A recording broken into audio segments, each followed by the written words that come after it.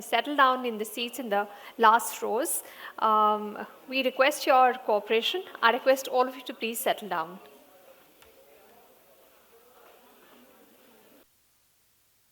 Settle down. Request all of you to please take your seats and clear the aisles. We'll start the program. So we want all of you to be comfortable. You will get a chance to visit the booths as well, and I request the booth representatives to also take a seat in the last few rows. I request all of you to please settle down. We'll be starting the program shortly.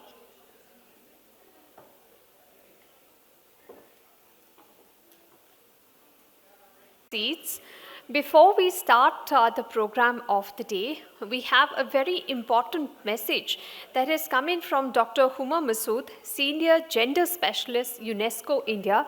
She was due to join us in the inaugural session, but due to a family medical emergency, she was not able to come here today. But she has sent her regards and her thoughts across. I request all of you to please take your seats and train your eyes to the screen in front of you on the stage, where you'll be able to hear and see what Dr. Huma Masood has said. Please settle down and take your seats. Everyone, I extend my greetings to all present at this esteemed gathering. I take this opportunity to thank our partners SOCHM, especially Mr. Sandeep Kumar Jain, Director SOCHM, and Mr. Chandar Taneja, Assistant Director SOCHM, who are the lead organizers of today's event and celebrations of Menstrual Hygiene Day. This is now an annual awareness day celebrated since 2014 to highlight the importance of good menstrual hygiene management at a global level. It was initiated by the German-based NGO Wash United in 2013. Friends, it is crucial to recognize that the onset of menstruation signifies a significant phase in the lives of adolescents. Sadly, many adolescent girls face stigmatization, harassment, and social exclusion during this time. Moreover, transgender men and non-binary individuals encounter discrimination based on their gender identity, depriving them of essential resources and facilities. This leads to gender inequality, discriminatory social norms, cultural taboos, and inadequate access to basic services like toilets and sanitary pads. Apart from that, not only the products which matter, it's also the health, hygiene, nutrition, and other social and economic aspects which have the repercussions on the menstruating adolescents. An estimated 71% of adolescent girls remain unaware of menstruation until they experience their first menstrual cycle. It is also estimated that 23 million girls drop out of school each year at the onset of puberty. The cause for it? Lack of proper MHHM, that is menstrual health and hygiene management facilities, that include also the non-availability of sanitary pads and information about menstruation. So how do we keep girls in school? Sensing the alarming bearing for it, UNESCO and PNG Whisper India did a groundbreaking partnership which is called Spotlight Red, a partnership or an initiative to keep girls in school and ensuring that learning never stops. This partnership is motivated towards one such cause, that is comprehensive approach by combining education and advocacy to ensure that every learner and every menstruator is empowered to lead their lives properly and in the way they want to live, so that no one is left behind. Together in this partnership, we have brought out 5 teaching learning modules, and also we conducted a comprehensive survey and a gap analysis report. These modules cover a range of thematic areas covering disabilities, gender, teachers and educators, nutrition for menstrual hygiene and health management. And we have also looked at the disability factor, as I mentioned before. They have been, or these documents have been designed to cater to diverse audiences, including both urban and rural learners. The language used in these modules is accessible and easy to understand, ensuring broad readership. Furthermore, we have also considered different age groups and mapped the content specific to learning objectives. UNESCO is committed to ensure that all learners are well informed about the changes that occur during puberty, equipped with effective management strategies, and aware of how these changes affect their peers. Through this vital intervention, our aim is to create a long term supportive environment for adolescents, enabling menstruators to continue their education. To achieve this, we recognize the need for comprehensive interventions at the school level, state, and national level. UNESCO also invites all stakeholders, including policymakers, educators, and industry partners like ESOCAM, to actively participate in these discussions. That is what is today's partnership is all about. Together, let us embrace the opportunity to bring about positive change and secure a brighter future for all young girls and adolescents. I take this opportunity to thank SOCHM and you all present over here. Conversation is the catalyst for change, and to showcase the unwavering dedication to keep girls in school, we strive to eliminate stigma and biases through bold dialogues. Spotlight Red strives to revolutionize menstrual health and hygiene management landscape in India, ensuring a brighter future for all menstruators. I take this opportunity to showcase to you a short summary video followed by an enthusiastic participation of young students when they take part to prepare a second video called Pride of Period Anthem that you shall witness. May I request the organizers, especially Mr. Chandra Taneja ji, to kindly play the summary video for all of you, followed by Pride of Period Anthem. I once again thank you all for giving your time to witness this interesting summary video and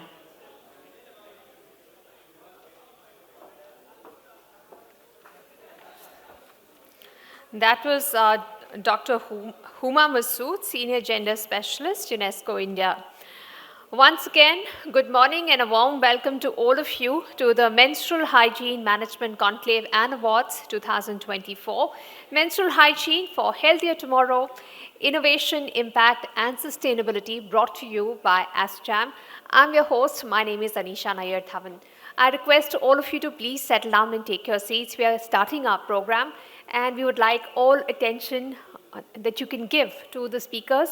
Please be comfortable, take your seats, please clear the aisles. I request our exhibitor partners as well to take their seats in the inaugural session. I'm sure you will get enough time to speak to all those who visit your stall subsequently, but for the inaugural session, I request all of you to please settle down.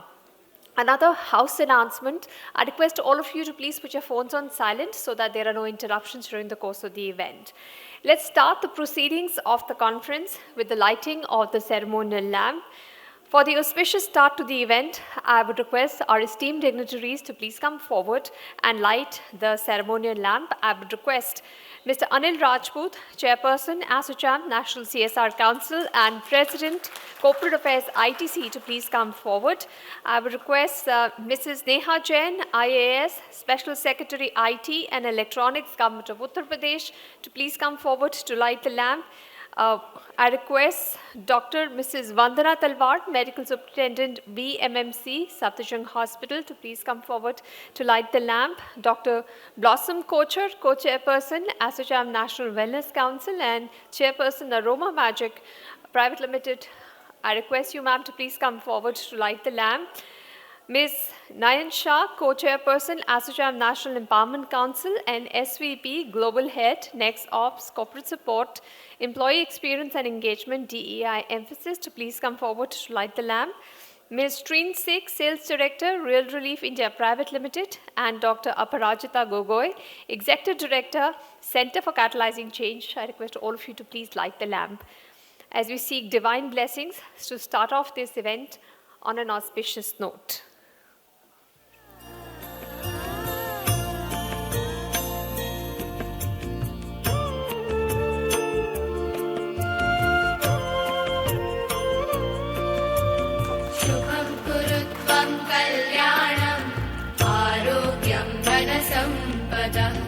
शुभं कुरु त्वं कल्याणम् आरोग्यं धनसम्पदः शत्रुबुद्धिविनाशाय दीपज्योतिर्नमोऽस्तु ते दीपज्योतिर्नमोऽस्तु ते शुभं कुरु त्वं कल्याणम् आरोग्यं धनसम्पदः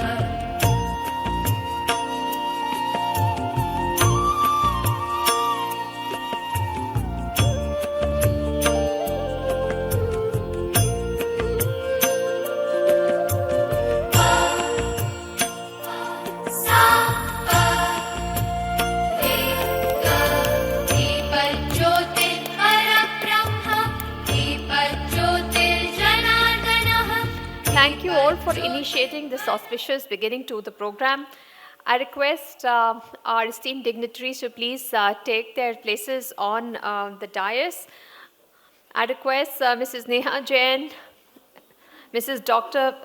Mrs. Vandana Talwar, Mr. Anil Rajput, Dr. Blossom Kocher, Dr. Prajita Gogoi, Ms. Trini Sikh, and Nayan Shah to please come up on stage and take their places, their respective seats on the stage.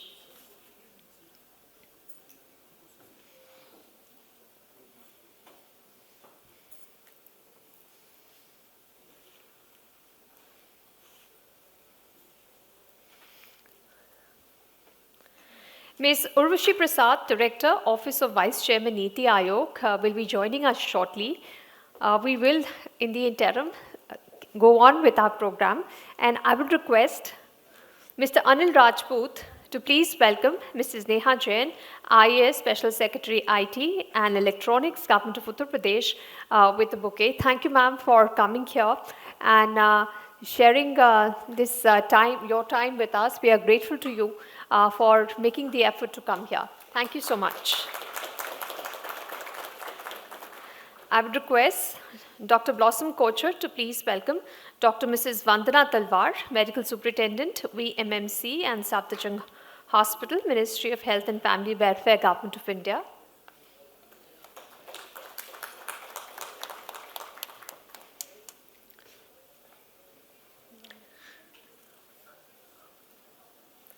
Thank you.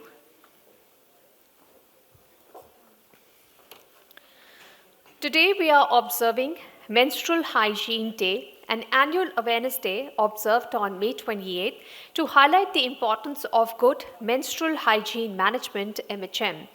India has achieved many scientific and technological advances over the last few decades, be it Chandrayaan or our very own homegrown COVID vaccine, Covaxin. Yet, menstrual hygiene remains taboo in many cultures in the country, leading to various health issues, including infections and reproductive complications, social bias, and limiting educational and economic opportunities for women in our country. Thankfully, there is a growing recognition of the need for innovative and impactful solutions to address menstrual hygiene effectively, where ASSOCHAM has also been advocating for adoption of best practices in menstrual hygiene management now for the third year running. I would now request Mr. Anil Rajput, Chairperson, ASSOCHAM National CSR Council, and President Corporate Affairs ITC, to please come on the podium and address the audience and give the welcome address. Please put your hands together for Mr. Anil Rajput.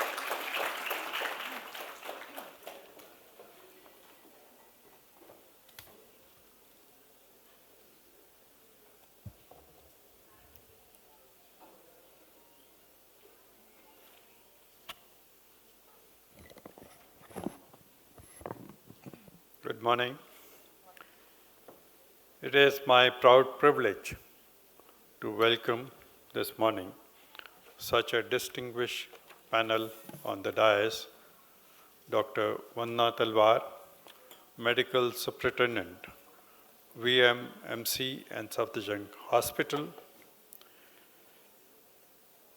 We are awaiting for Ms. Urushi Prasad, Director Office of Vice Chair Niti Aayog, Ms. Neha Jain, who specially come from Lucknow to come and grace the occasion. We're really thankful to you for coming and spending your valuable time with us on this very important issue.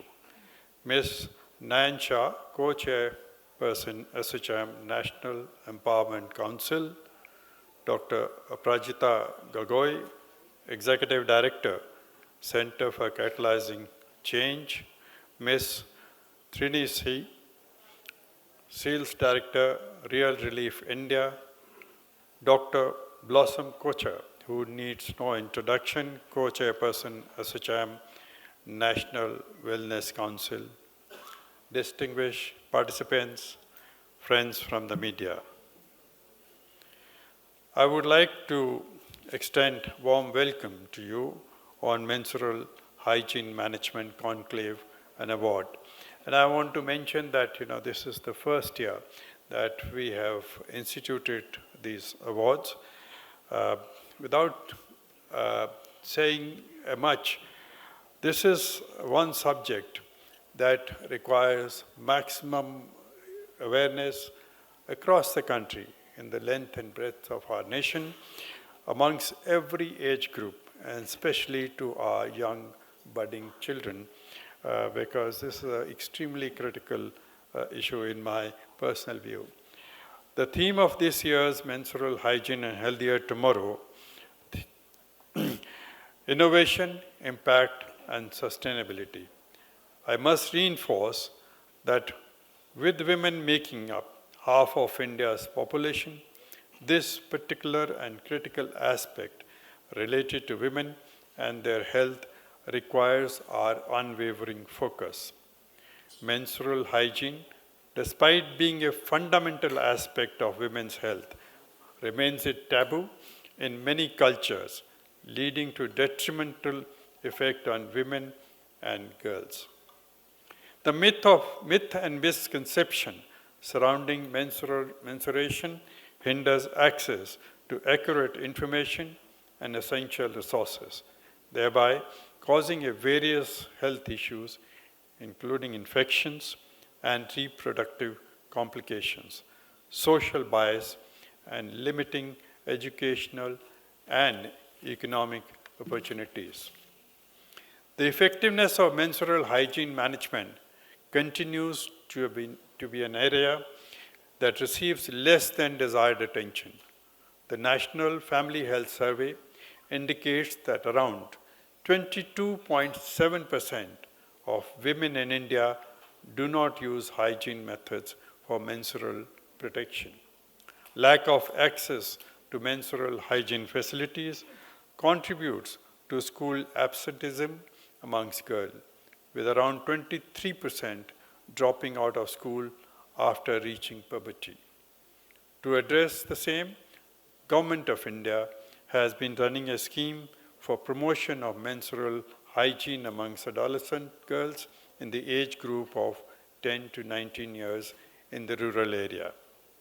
However, amidst these challenges, there is a growing recognition of the need for innovative and impactful solution to address menstrual hygiene effectively. We were just discussing before I came into this room that we have different kind of climate for different parts of our country. And we can't have solution that fits all. For, where there are higher temperature, we have a different solution. Where there is a, different temperature, there is a different need. Where there is a high humidity, we perhaps need a very different solution for that. So I urge to all those people who are engaged in this business to be innovative in their approach and create products which will be suitable for our young generation. Over the years, recognizing the crucial need to break the silence and raise awareness about menstrual hygiene practices, as well as to combat menstrual stigma and creative a supportive environment where every woman and girl can manage her menstrual hygienically. SHM has been consistently organizing conferences on the different aspects of menstrual health and awareness. The activities around this subject remain unhindered, even when the unimaginable and destabilizing conditions of COVID pandemic wreaked havoc on every walk of human life. Showcasing its spirit and commitment, SHM organized a webinar on menstrual health and hygiene management during COVID-19 on Menstrual Hygiene Day on May 28, 2020. The objective of the webinar was to discuss the impact of the pandemic on menstrual health and hygiene practices and to explore self-care strategies that women and girls could adopt during this unprecedented time. The government, on its part, has been playing a vital role in addressing this important subject.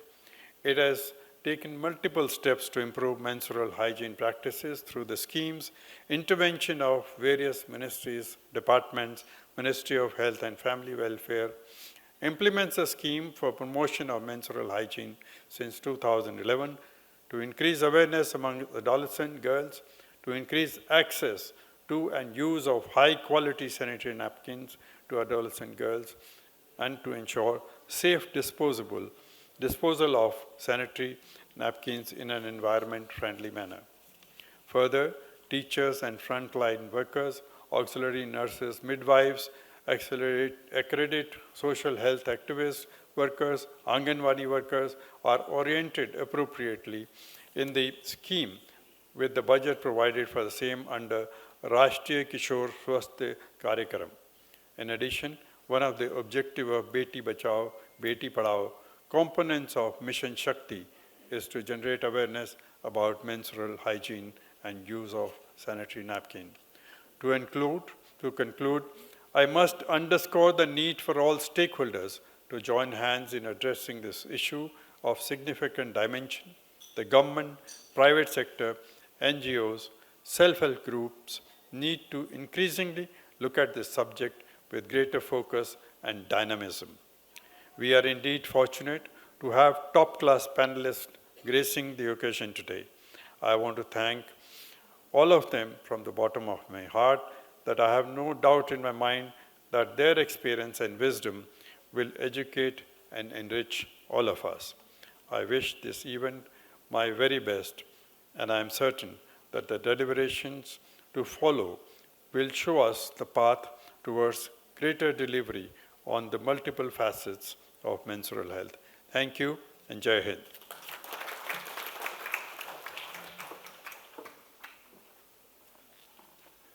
Thank you, sir. We are very happy to welcome Ms. Urvashi Prasad, Director, Office of Vice Chairman, Niti Aayog, Government of India. Please give a round of applause and welcome her on stage. Thank you so much for coming here. She was caught up in an important meeting. I would request Ms. Nayan Shah, Co-Chairperson, ASSOCHAM, National Empowerment Council, and SUV Global Head next of DEI Emphasis, to please welcome Ms. Urvashi Prasad with a bouquet. Thank you so much for coming here, and we look forward to hearing your views on this very important topic of menstrual hygiene management.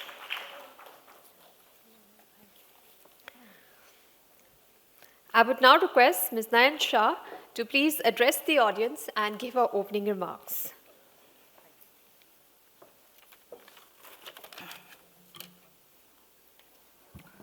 Thank you all. Good morning.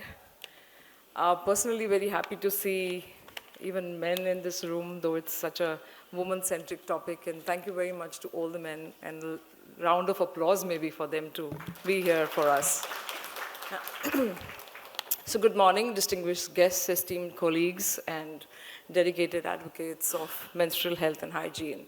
Today, we gather here with a shared mission to discuss menstrual health and hygiene, embrace innovation, evaluate impact, and recognize sustainable best practices.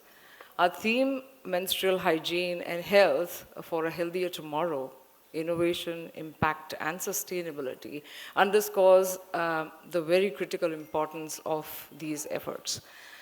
Menstrual hygiene is an essential aspect of women's health, yet it is surrounded by silence and stigma for far too long. By breaking the taboo and bringing this conversation to the forefront, we are indeed paving the way for the world where every woman and girl can manage her menstrual health and hygiene with dignity and without any fear or shame.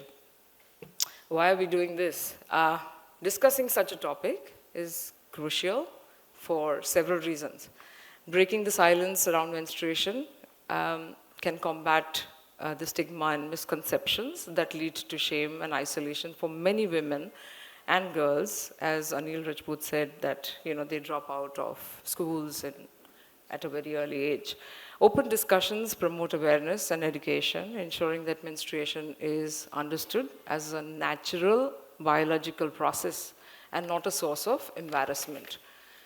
Focusing on menstrual hygiene is, of course, very, very essential for health and well-being. Poor menstrual hygiene can lead to serious health issues, which we all know, including infections, reproductive problems, toxic shock syndromes.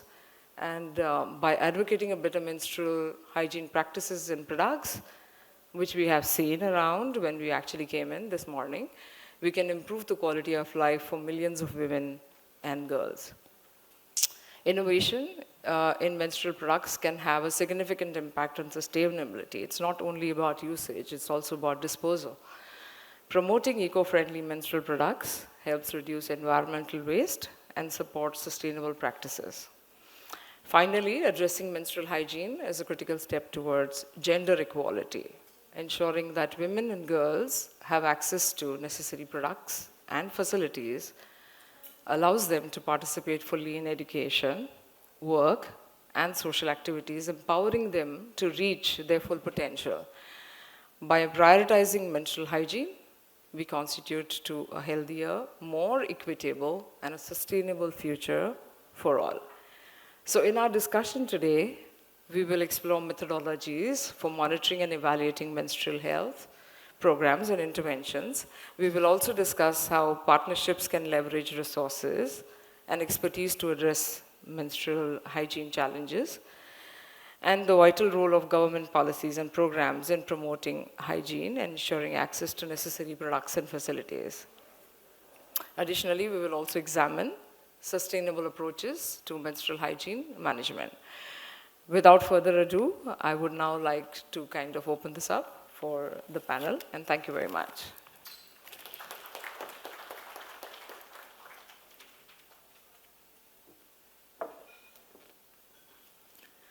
To give us the industry perspective, I would request Ms. Shrinish Sikh, Sales Director, Real Relief India Private Limited, to please come to the podium and address the audience. Please put your hands together for Ms. Shrinish Sikh.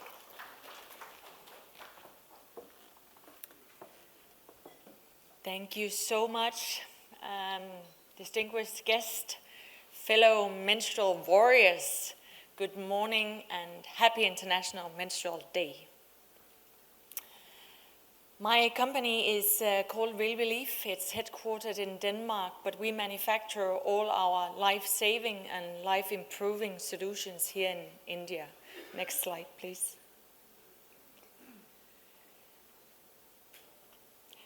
Our mission is to deliver those life-saving and life-improving solutions to primarily third world countries, or so it has been. But actually we found that those good solutions can also be of use in countries like Denmark and countries like India. So we are swapping our mission to deliver these same solution to an audience as represented here. Next slide, please. So what is it that drives a company like Real Relief to make life-saving and life-improving solution? Next slide. It's the harsh reality that millions of girls and women globally don't have access to good quality products. They don't have access to information and education so that they can carry their periods with pride and dignity. And when a girl do not have access to information, education, and good quality products, there is a risk that she cannot manage her life. She cannot attend school, and maybe she even drop out of school. And if she drops out of school and she doesn't get an education, how can she then get a job? How can she become an asset to her family, the society, to our world? That's why it's so crucial that we ensure that our girls have access. They need good quality products. They need information so that they can get an education, so that they can live a life of freedom where they are not dependent, a life with dignity and pride, where they have the opportunities that they can explore. Next slide. That's why we have developed a product like SafePad. SafePad is an antimicrobial treated pad. It's reusable. And the antimicrobial treatment will ensure that the pad remains safe and hygienic to use at all times. It also means that if the user does not have access to clean water, the user can wash it in contaminated water, and the technology will ensure that the pad is safe and hygienic to use. SafePad does not contain any harmful chemicals or antibiotics. It's a known, proven technology. It's proven, it's tested. We've just applied it on a piece of textile. That is what makes SafePad. Now we have heard that the industry needs to develop more environmentally friendly products. And reusable products are more environmentally friendly. The pad is one example, the cup is another. The greenest product is probably the product that hasn't been produced. So when we talk about reusable products, it's also a matter of innovating a product that lasts longer. It's about longevity. That's when we get the return on investment. On the money spent, of course, because the product lasts longer, but also from an environmental point of view. That's where we get the significant return on investment, the relief over time. Here in India, we have set up a system where we collect plastic waste. The plastic waste is then cleaned, it's torn into flakes, and it's converted into granulates. These granulates are then respun into yarns that we can use to make new kinds of fabric. So we have innovated a product called SafePad Recycled, and it has exactly the same properties as SafePad has. It has the antimicrobial treatment that ensures a safe and hygienic period at all times. But this version is made from plastic waste. So we collect waste and convert it into new and useful products. And I want to show you how we're doing it. So a small video here.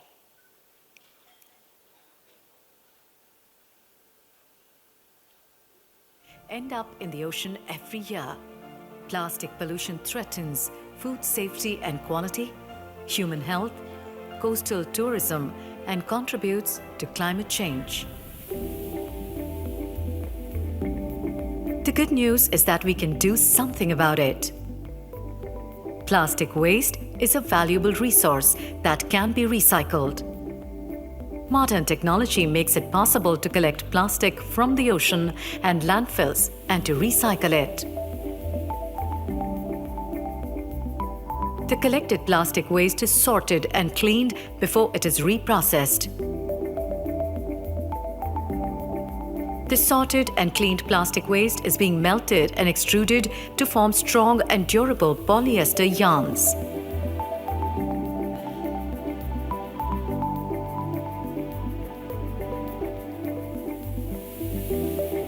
These yarns can be used for a multitude of purposes, one of which is to make strong, durable, and soft fabrics.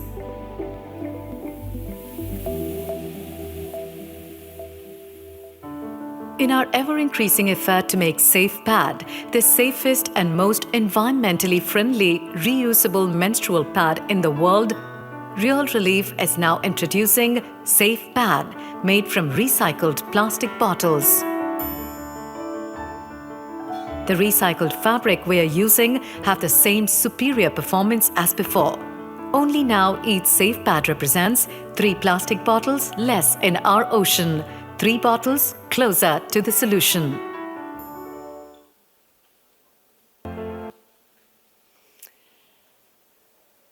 As we also heard earlier today, no solution fits all. We need multiple products and innovations so that menstruators have a choice. We have also developed a safe panty with the same antimicrobial treatment built into the product. And if you have a chance of stopping by our booth, we have a pre-launch of a very exciting pad later today. Next slide, please. We also have a worldwide experience in transferring the technology that we have innovated here in India to other parts of the world. Today we have 3 central manufacturing sites in India and Bangladesh that feed into 10 different sewing operations in 8 countries globally. The aim of doing technology transfer to other countries is obviously to build capacity in those countries, to empower women so that they can make a sustainable income, so that we can secure supply chains within the country, because it's all about accessibility and affordability, of course. It's also a way of reducing menstrual waste by setting up reusable pad sites in the country. And it's obviously a way of offering a solution that will give a good return on investment for the user and the organizations that are distributing the products, because they don't need to do the distribution as often. So at Real Relief, we are all about empowering women by bringing them good quality solutions, and we are all about capacity building, not only in this country, but globally. We have till date distributed more than 10 million packages of our reusable antimicrobial treated pad. That's a drop in the ocean. The needs are so huge, and as we still have more than 500 million girls and women out there living with period poverty, there is a long way to go. Luckily, there are lots of good innovators, fellow industry companies here and around India that are striving to bring those new solutions out there. But we need all stakeholders to help us support the new categories of more environmentally friendly products, because there certainly is a market, there certainly is a need, but there is a lack of funding out there to bridge the gap between supply and demand. As an industry, we do have the solutions, we do have the resources, we do have the technologies, and the menstruators are out there, they do need our solutions, but there still is a gap, and for that gap to be bridged, we need everybody involved. Everybody can play a small but crucial role in pushing for a period poverty-free world. So let's come together, let's support global strategies, let's have global standards made. Let's attract investments into the sectors so that new technologies can thrive, Let's drive positive change for menstrual health and gender equality in India and beyond. Thank you so much for your time.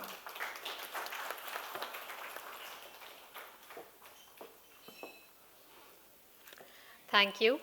For a social sector perspective, I would now like to invite Dr. Aprajita Gogoi, Executive Director, Center for Catalyzing Change. Please give a round of applause to Dr. Aprajita Gogoi.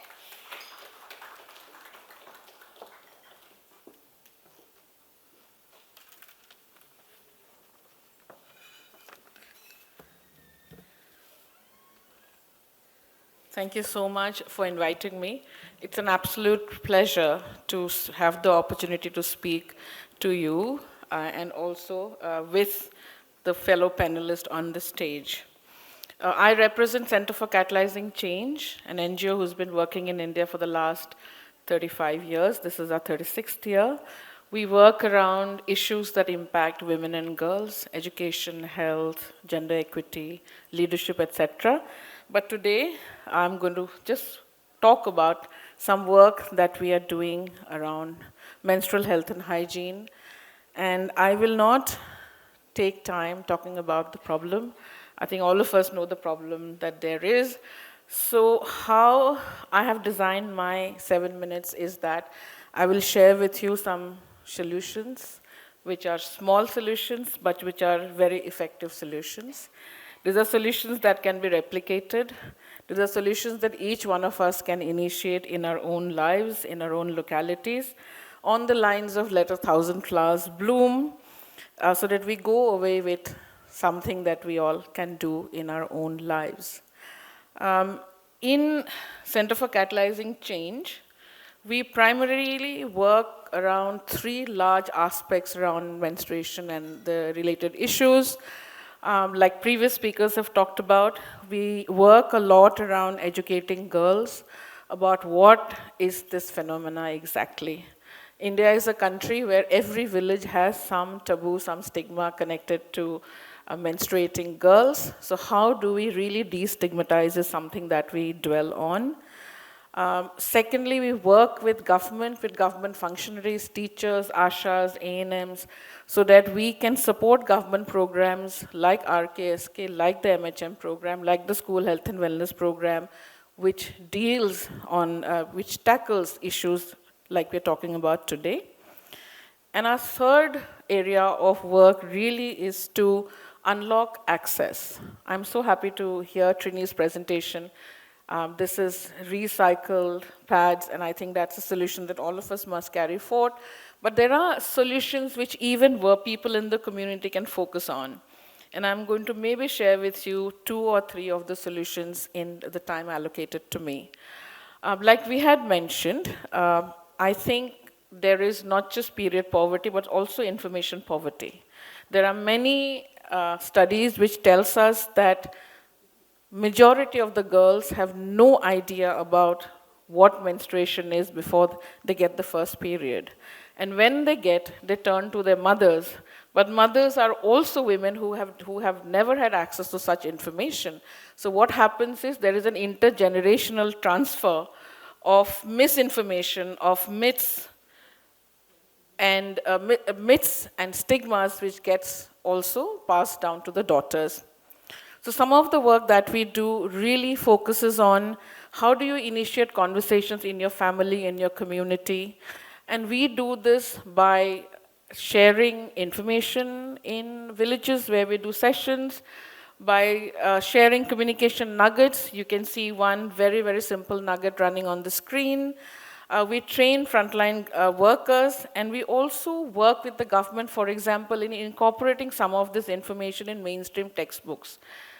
People of my generation who are in the room, you will know that I think in the class 8 or 9, we had a chapter on reproductive systems, which teachers normally told us, ghar jaake padh lena, kuch samajh na aaye to poochna. But how do you go beyond that? How do we incorporate such content in textbooks is also something that we are trying to do and we've been doing. We also do certain kind of, easy to do solutions, and we are presenting this to you today so that you all can also do this. We adopt schools, we work in schools where we, let's say if you kind of donate a smart board, you can have conversations around some of these issues with the school students. This is a picture where you can see one session where it's happening with the girls and a second session which is happening with the mothers. We had not planned sessions for mothers, but when mothers heard from the daughters about what was happening, they said, we also need such information. And then mothers turned out to the schools to say कि हमको भी ये सब देखना है. We also want to learn what you're telling our daughters because nobody told this to us before. I also want to talk about the Navya kit, but not take too much time right now because the kits are outside, and I'm going to talk a bit more about it later in the presentation. But the Navya kit is a kit which gives the information that young girls, first menstruators, need in order to understand what's happening to their bodies. I think in India, we still have data from NFHS 5 which says about 50% women of reproductive age or ages 15 to 24 is still using cloths as in place of napkins, reusable or not. So another solution that I want to present to you today is helping women and girls in the community to set up pad banks. We've been doing this in Bihar, in West Bengal. How it happens is that we kind of put together a girls group who are from 11 to 19. They form groups of 20 to 12 girls. We provide them seed money to open their own pad bank with support from adults in the community. They learn how to source, how to stock, how to sell sanitary pads directly to the local community. They are not only learning how to run a small business, but most important is they are not just selling pads, they are selling information in a way. They go home to home. They are walking around with the pad openly. I think even in a place like Delhi, even today when you go to buy pads, the black polythene phenomena comes in, right? But imagine these girls walking around in the villages, talking about menstruation, busting myths, and also talking about the importance of using pads. Second example that I have for you today is actually from a particular pad bank that we help seed in Howrah. And as you can see from the numbers, the seed money was just about 5,000 to 6,000. But in the last 42, 43 months, they have sold almost 12,000 packets in their own localities. They've earned money, which is almost 4.5 lakhs. And this unit is run by the women in the community as a profit-making unit. Another example is that you can help women in the communities to set up and run smaller pad manufacturing units. And these are not only sources of providing girls with safe pads, women with safe pads, but also getting income generated for village self-help groups, for women's groups in villages. I also have an example from UP. In UP, we work with the PRI department in training Mahila Pradhans. And I just brought this example to you to make the point that, Mahila Pradhans are trained in multiple aspects, in governance, in what can you do for your community, how do you localize SDGs, but we also bring in content around menstrual hygiene. And this is a pink Sauchalay, a pink toilet from a panchayat in Shravasti, where post our training, the female Gram Pradhan, she leveraged funds from the 15th Finance Commission and she built pink toilets. She initiated waste segregation and hygiene practices. This is again examples of what you can do, whether it is installing vending machines in a school or helping the schools install and run incinerators. This is a picture of the Navya kit. We kind of, this kit's option really, the idea behind this kit was how do you really destigmatize menstruation for first-time menstruators. And as you can see here, we not only have a comic book which talks about what is menstruation, how do you handle, how do you track, but it talks about your body changes and also gives certain products which is useful for a girl. I'm going to end by sharing some testimonials. You need to measure impact of your work, and we do this both qualitatively and quantitatively. Here you have quotes from girls about how learning about menstruation has changed her life. You have a quote from a Gram Pradhan who's also a president of the pad bank, who talks about how the pad bank is changing practices in a village. But I want to draw your attention to the last quote from a young boy who was part of a program, who says that now we understand the biological phenomena of menstruation, and now we support our mothers and sisters not only in household chores during the menstrual period, but we are also buying pads for them.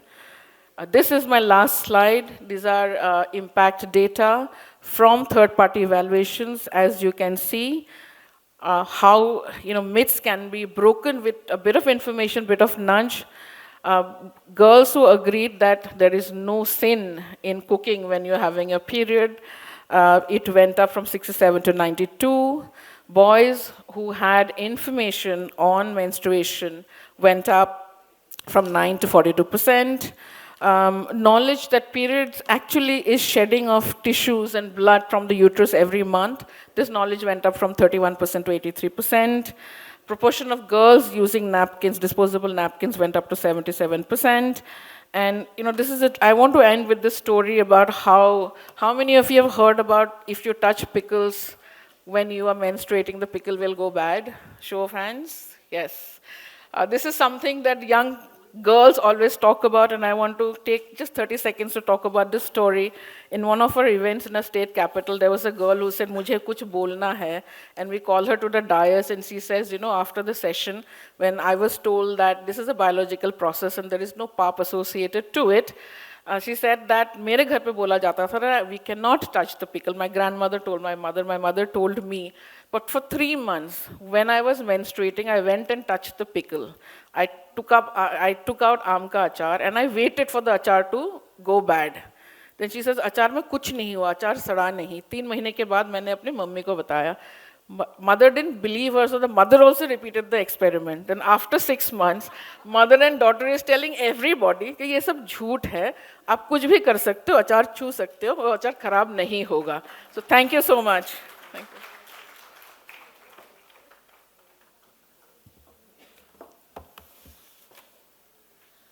Thank you for busting the myth about the pickle going bad if girls touch it when they're menstruating.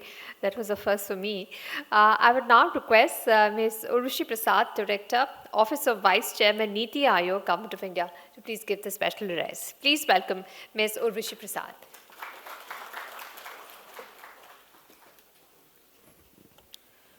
Thank you very much for having me here, and we've already had some wonderful interventions, so I'll just add a few remarks from my side.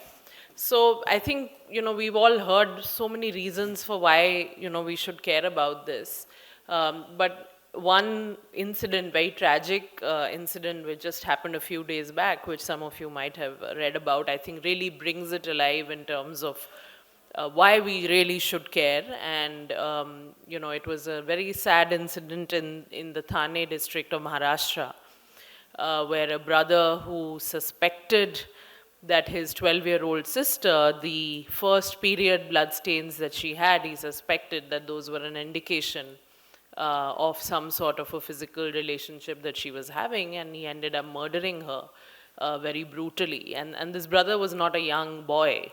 He was quite old, and he should have been well aware of this. So I think it's a very tragic incident, but it's not the only one. We have so many such incidents that still happen, and that's why we all need to care about it. It's not just a women's issue.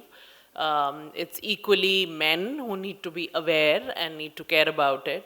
And I think that is why it is so important. And of course, in the last several years, there's certainly been an increased focus on this issue, I would say, in terms of policies, in terms of programs.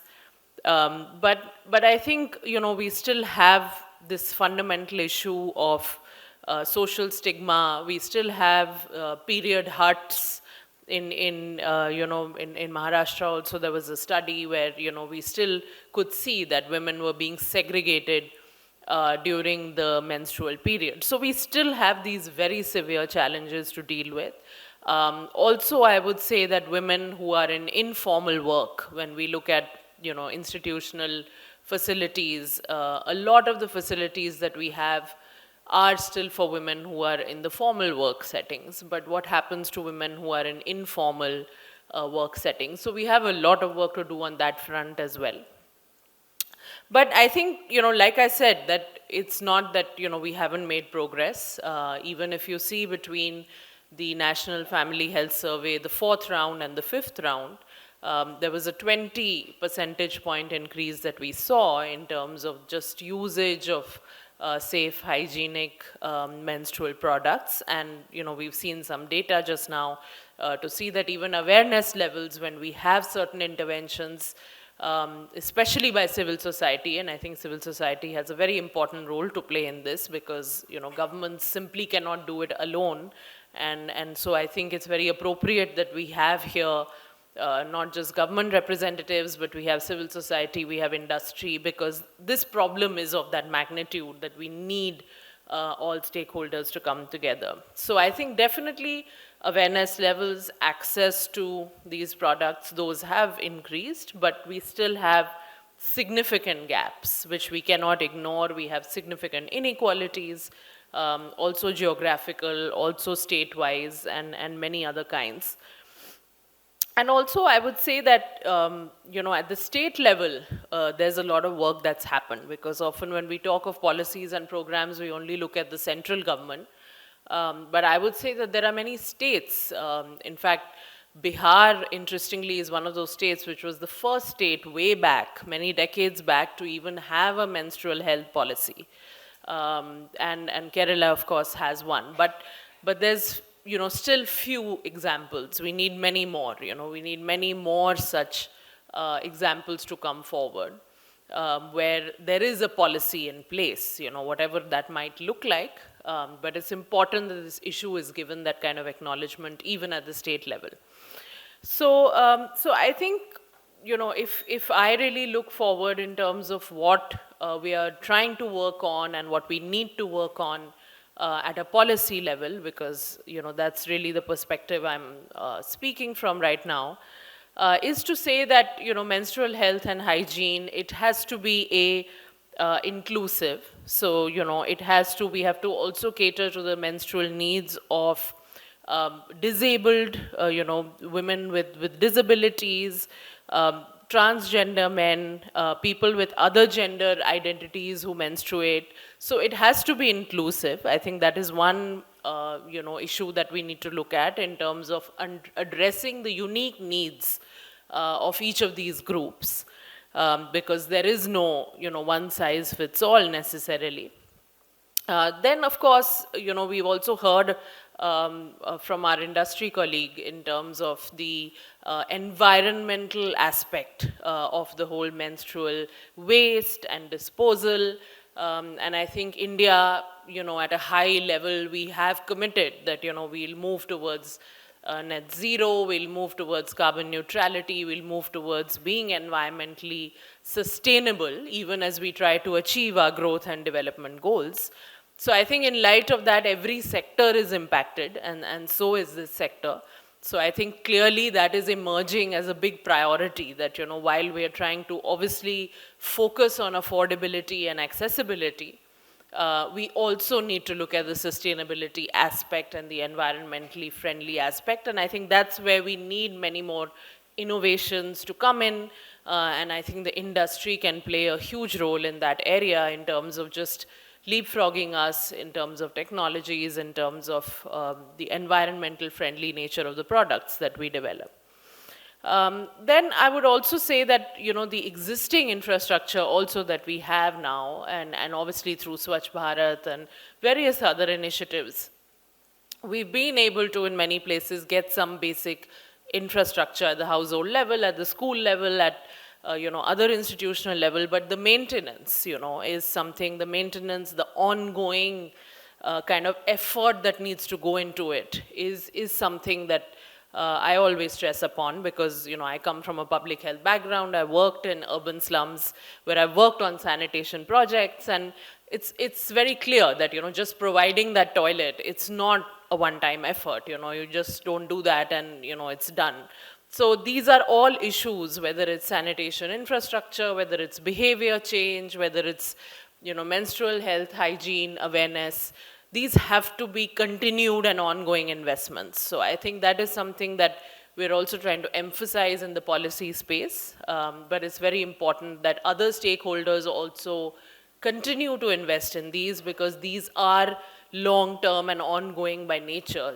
There is no one point at which we can say, okay, we've achieved success. So I think I would just conclude by saying that, we need a multifaceted strategy, and therefore we need the multiple stakeholders. We need to evolve, obviously, and I think we have to some extent, but we need to do much more work beyond, simply looking at this area as distributing, sanitary napkins or pads. It's much more complex and systemic than that. There's cultural practices, taboos, there's the issue of choice, of privacy, of autonomy to make decisions, knowledge, disposal of waste, as I said, referral and access to health services, because lack of, menstrual health and hygiene is a big issue, leading to other health problems and in very serious cases, even cervical cancer. So we need to have that linkage between what we're doing in this domain with our health services, sanitation, washing facilities, and an empathetic school, workplace, and family environment. So I think that is very important, the empathy, the sensitivity, and that's why I said it's so important to have men in the room and in the conversation, because that's going to come not just from women, but it's also going to come from men and really people of all categories and all groups. So I think we need this multifaceted approach, and certainly we're trying to make certain pushes, like I said, at the policy level in the center, but we need to do a lot more at the state, and then we also need to engage with, obviously, industry and civil society. So I'll conclude there. Thank you very much.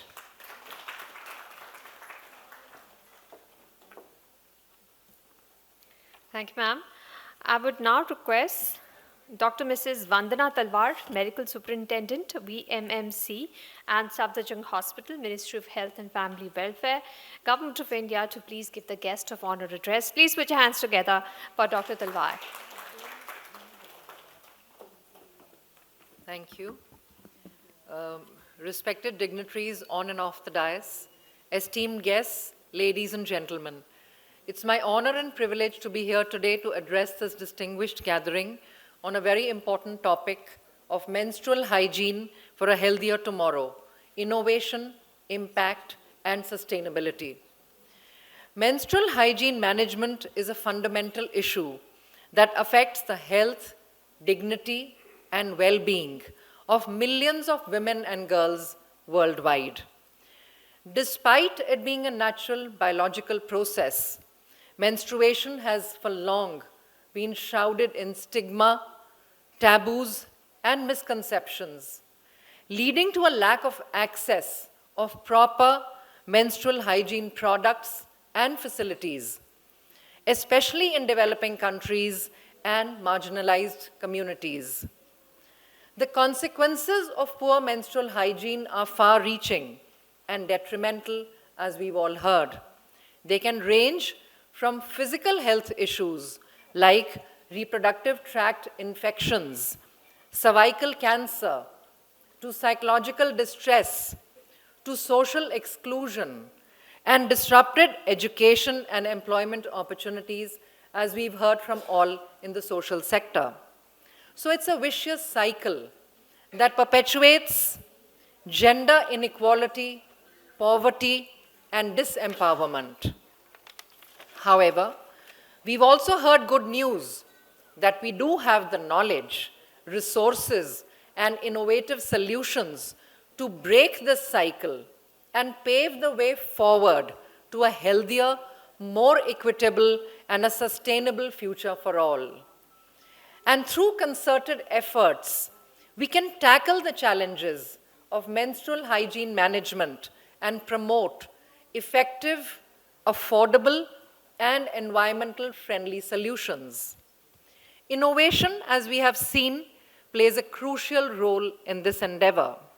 from the development of biodegradable and reusable menstrual products like we heard with the Safe Pad and the Safe Panty, to the creation of low-cost, locally produced sanitary pads. Innovative approaches are revolutionizing the way we address menstrual hygiene. So these solutions not only improve access and affordability, but also promote environmental sustainability by reducing waste and minimizing the carbon footprint. Furthermore, the impact of menstrual hygiene initiatives extends far beyond physical health. By breaking the silence and the stigma surrounding menstruation, we empower our women and girls, enhance their educational and economic opportunities, and contribute to their overall advancement of gender equality and human rights. Sustainability is another critical aspect of menstrual hygiene management. We must ensure that the efforts we make today are long-lasting, scalable, and integrated into broader developmental goals. This includes investing in menstrual health education, promoting behavior change, and strengthening water, sanitation, and waste management infrastructure, particularly in schools and public facilities. At Safdarjung Hospital also, we have various awareness programs which are being organized from time to time. So as we move forward, we have understood and realized that it is essential that we adopt a multi-stakeholder approach involving governments, NGOs, the private sector organizations, our people who make our innovative solutions, technology, as well as the local communities to reach out to the masses. So because it is only through collective action and collaboration that we can truly achieve a long-lasting and sustainable change. So in conclusion, I'd like to say that menstrual hygiene is not only a women's issue, it affects men and women equally. It is a human rights issue. It is a public health issue and a fundamental aspect of sustainable development. By embracing innovation, amplifying the effect, and prioritizing sustainability, we can create a world where menstruation is celebrated and not stigmatized, and where every woman and girl has access to the resources and support that they need to manage their menstrual cycles with dignity, hygiene, and confidence. So let us all unite in this noble cause and work together towards a healthier, more equitable, and a more sustainable tomorrow for all of us. Thank you very much. Jai Hind.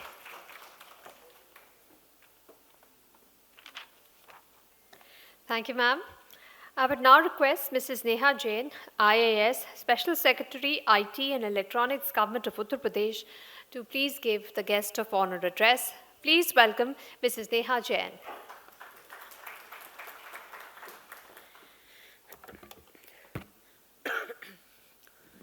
Very good morning. Good morning. Good morning. So nice to see such beautiful faces right in the morning. Are you happy? बहुत serious हो गए हैं सब लोग. I'll try to speak something different. You must be wondering ki, what is Special Secretary IT Electronics from Uttar Pradesh doing in a MHM conference?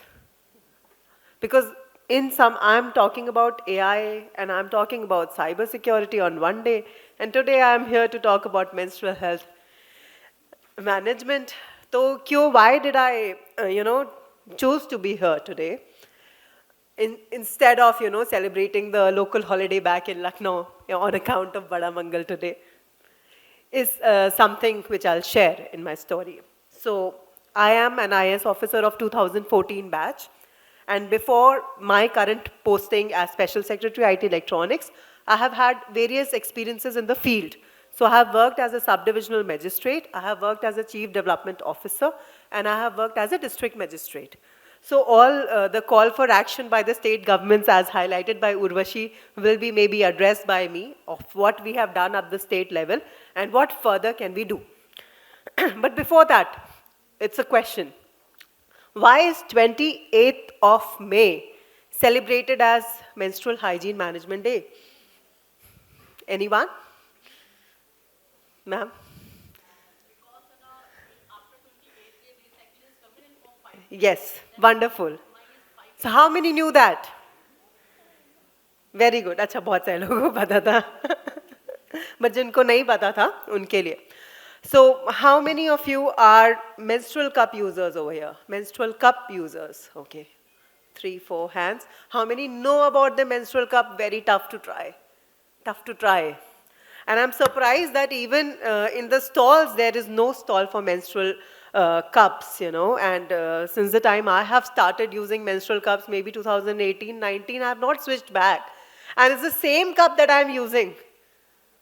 Matlab, I just got a new one because I was bored of the old one, but I still have both of them. So it's that. So when we talk of sustainability, I will talk about menstrual cups and the work that I have done in the field, and which many other people can also take up as a civil society, you know, and from the industry. So I'll just group my, I'll briefly talk about the government. So as Urvashi told about the Swachh Bharat mission. So Swachh Bharat mission, because my friend from Denmark, Trine, had some apprehensions about toilets being there in every village. But yes, you must know that after the Swachh Bharat mission, every rural household has access to a toilet. And there is behavior change. So the stench which used to be there when you used to enter a village is no more there. And I'm not saying it just reading from the books. I've actually visited the villages and telling you that. So there is access to the infrastructure which is needed, right? And all the schools, because health is a state subject, I can talk about my state, Uttar Pradesh, that we give free sanitary napkins to all the school-going girls, and we have incinerators in each school, which are built by the government, funded by the government, right? So where is the problem? Some of you, maybe from UP, have a go back to your village and say कि जी हमारे यहाँ तो नहीं है, आपने बोला था हमारे यहाँ नहीं है. Because there is problem in the intention, you know, percolating downwards. तो क्या होता है बहुत बार there are funds which are given by the government but which are not utilized, and then they are sent back, they lapse. So this is something that we should take care of, and that is where I feel that I can make a difference. And uske alawa, there is SHGs who do the small scale pad manufacturing, as madam told. But I want to talk beyond the pads. So I'll just group my talk into 3 points: the problem, the process, and the call for action, right? So, so there is one thing called MHM. ठीक है, तो M में menstruation, H is health and management. So if we talk about M and the products, right? What are the products that are available? Everybody knows about sanitary napkins. That is what we talk about. And then now we know about safe pad. We know about the safe panty. Mahina is there. And we also know about menstrual cups. But they are so less in the mainstream that this really needs to, you know, become an important point of discussion because I, as a Chief Development Officer of Firozabad, have done a study with an NGO, and we took up a block and we trained around 100 women. So the mode was that we trained the rural ASHA. So you know every village has a health worker called ASHA. Show of hands? Everybody knows? Okay. And there is an ANM who is above 10-15 ASHAs, who's the one who's basically giving the injections, you know, the vaccination Didi is the ANM, right? So the ASHA workers and the ASHA Sanginis, so 4-5 ASHAs have one ASHA Sangini just for better monitoring. They were trained in Tundla block of Firozabad, and then the effect, how they were, you know, taking up the product, that was studied. So we got to know that, you know, there is a lot of acceptability, and there are research papers around it. Of course, not India. So this is where, you know, we need to come forward and do more research around it. But बहुत लोगों को लगता होगा कि menstrual cup बहुत urban phenomena होता है. But if you think of villages, villages में there is maybe lack of access of water as we waste, Menstrual cup is a solution which can be a game changer for our villages. This is the thought which because once I started using it, I had used it for a year, and I thought it's good. So I started this pilot project because I should do something if I can do. If I'm in a position to do something big, why should I settle for a smaller thing?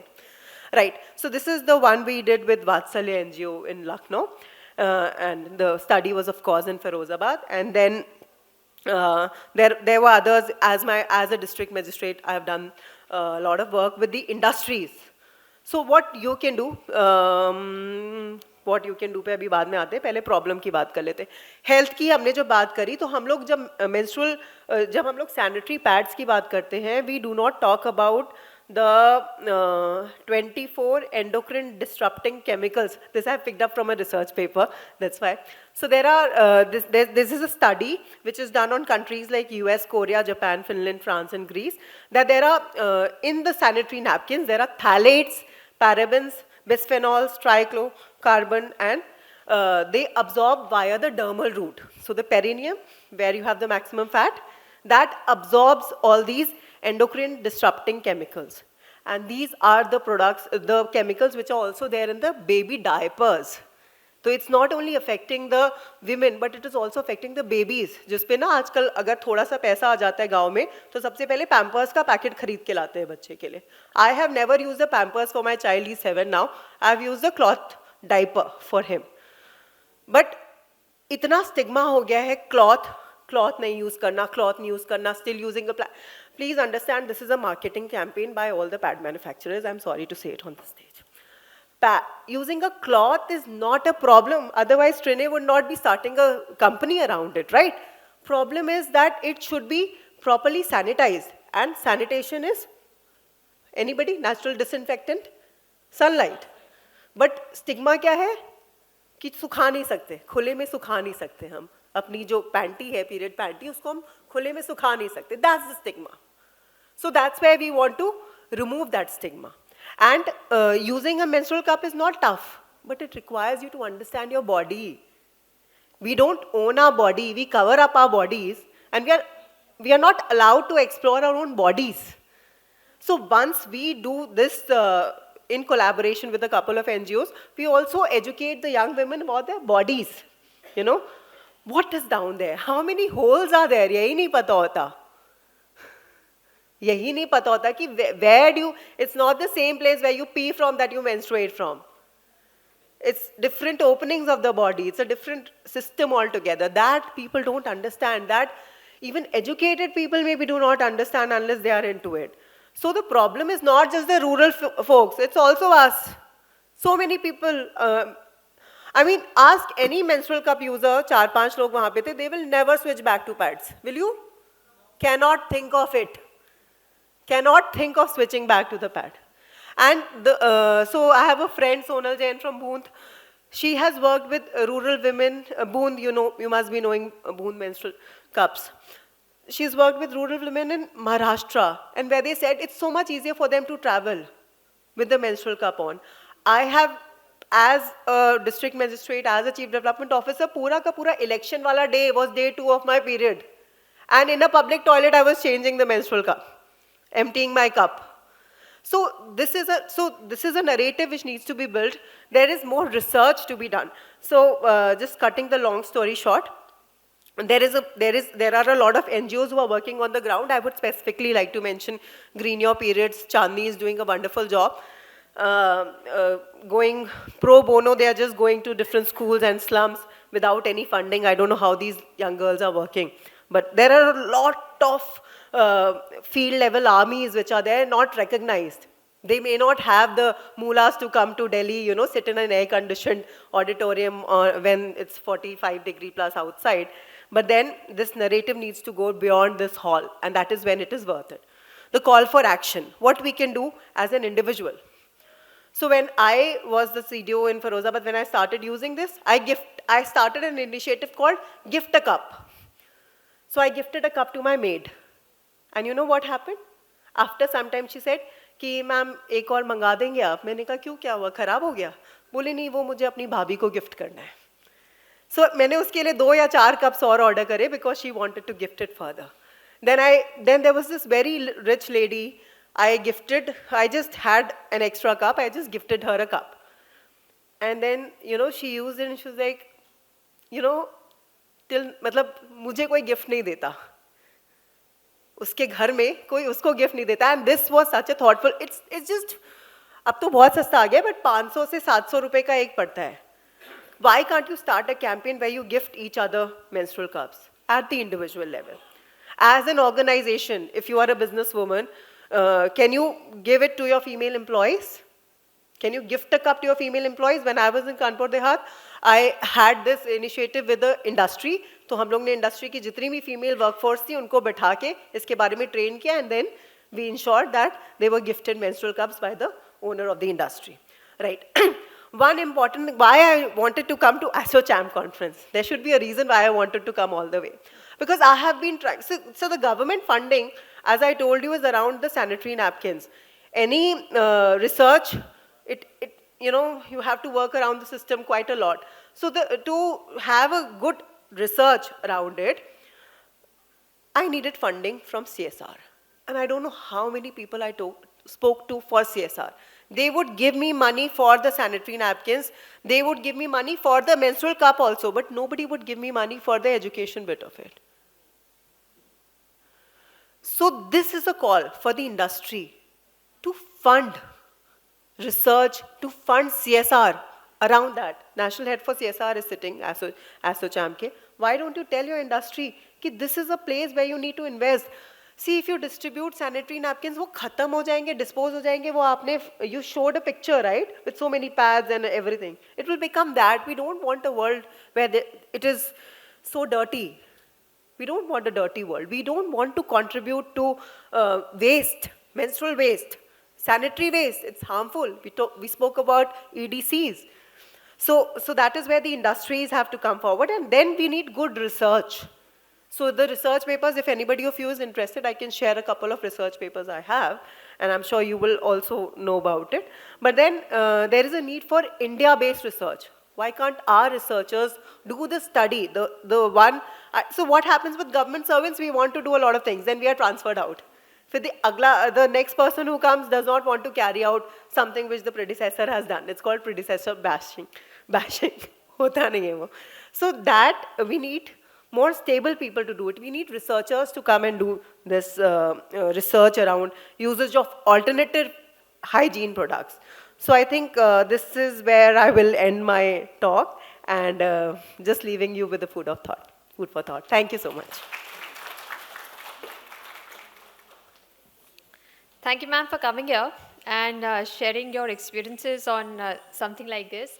I think education and sensitization for something like this, the menstrual cup, is very important, especially in our society where virginity is still upheld and girls are told pads are the easiest way out.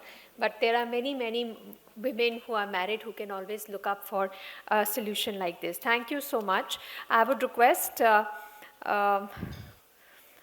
Mr. Anil Rajput, Chairperson, ASSOCHAM National CSR Council and President, Corporate Affairs, ITC, to please present a memento to Mrs. Neha Jain, IAS, Special Secretary, IT and Electronics, Government of Uttar Pradesh. Thank you so much, ma'am, for coming here and talking about this topic, which is obviously very close to your heart. I'm sure this will find momentum and it will gain more acceptability in our country, the menstrual cup usage.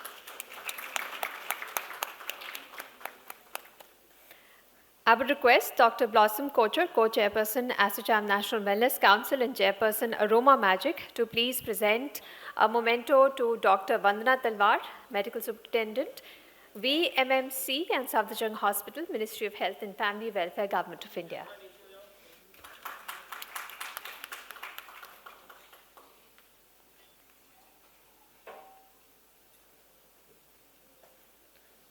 And I would request for a memento for Ms. Urvashi Prasad, I'd request Ms. Nayan Shah to please present a memento to Ms. Urvashi Prasad.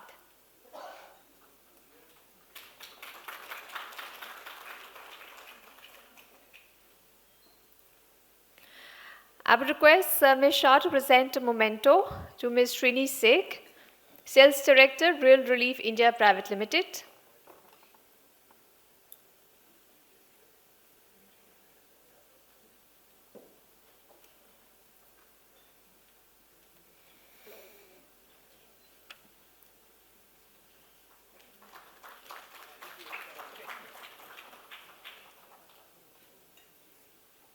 I would request Dr. Blossom Kocher to please present a memento to Dr. Aparajita Gogoi, Executive Director, Center for Catalyzing Change.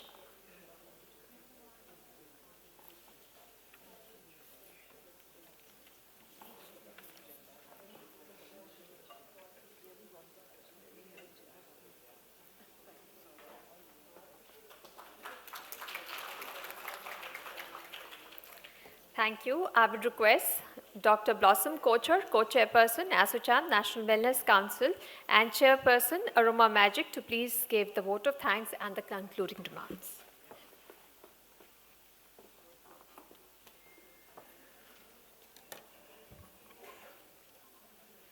So I would, before I start, I would say,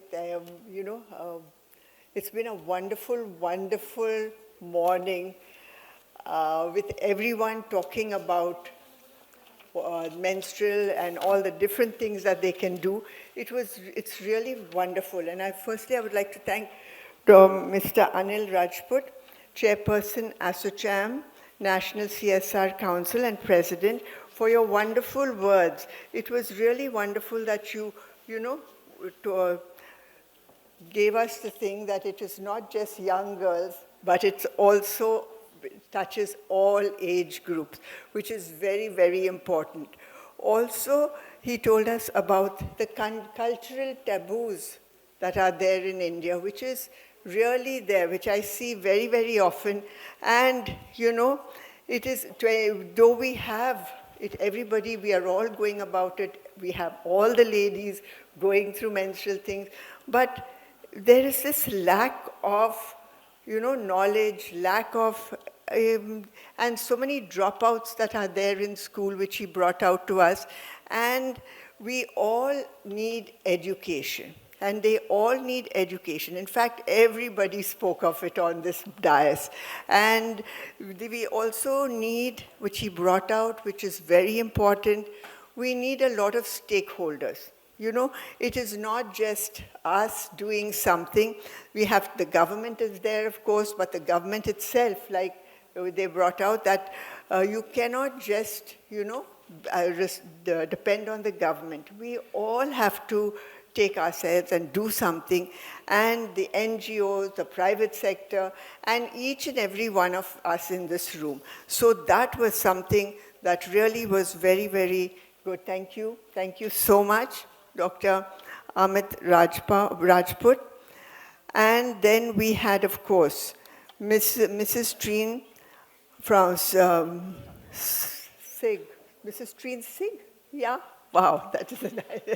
Okay, telling us about what she has been doing, and also the pads, the proper disposal, going back to, and what I found after when she was talking and everything, that, a lot of people all over the world and here, they're all going back again to cloth. But the nice thing about the pads that she does is it has these, they are all, doctored, and they have what is it called? Antimicrobes. Yeah, they have antimicrobes, which is really important. We need to do that to look after the hygiene. Thank you so much. That was very, very this. Then, of course, we came to Apardita Gogoi, yeah, Apardita Gogoi, sorry, and education. There she stressed on education is really very important. What I liked very, very much about there is the kits. When children are, when they are first getting their periods, they do need a kit on what to do, how to do, everything else, which of course, mothers, every one of us at schools also, we'll tell them you need to do this, you need to use this. But if you have a kit that is going to be very, very helpful. And the other thing, of course, is that it brought out by her and also brought out by Dr. Neha, that, you know, it is the incinerators. How do we dispose of these things? Which was important, of course. Recycling is there, but these incinerators are something that is so beautiful and so hygienic. And I'm so happy it is in a lot of schools.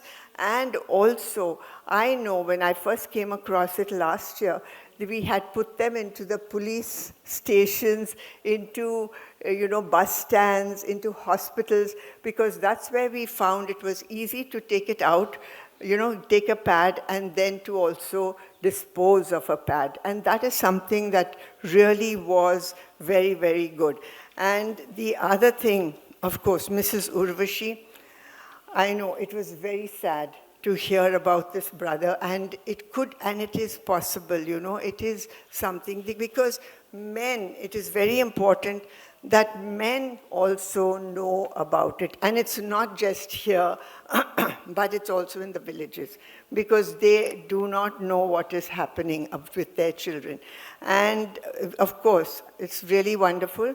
The government is doing a whole lot, and I know, but again, we all have to join with them and go through the whole thing with them. And again, she stressed education. Education is a must. And of course, reducing waste. Then we have Mrs. Vandana. Thank you so much, Mrs. Vandana. Reducing waste is waste, and also giving confidence. The whole thing about telling them, educating them, giving them proper sanitary napkins, sanitary disposable stuff, is giving them confidence. And you will find that they will not drop out of school. I know a lot of them and we've spoken about it, that drop out of school because of all these different problems that they have. Also, we must say that, they get a lot of discomfort. And that is something, if they know about it, they know about this discomfort, they are advised by their parents, by the doctors, by educating them, you will find that there are medications to help them, and they will not drop out of school, and especially for that. And of course, the other thing, so that is fantastic, thank you so much. And of course, we had Neha, the cups, which is important, that she says.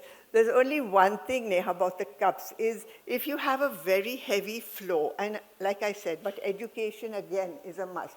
If they have a very heavy flow, they have to know that they have to change it more often. And again, your education, and that you want the CSR to fund the education for everything, I think that is a wonderful thing.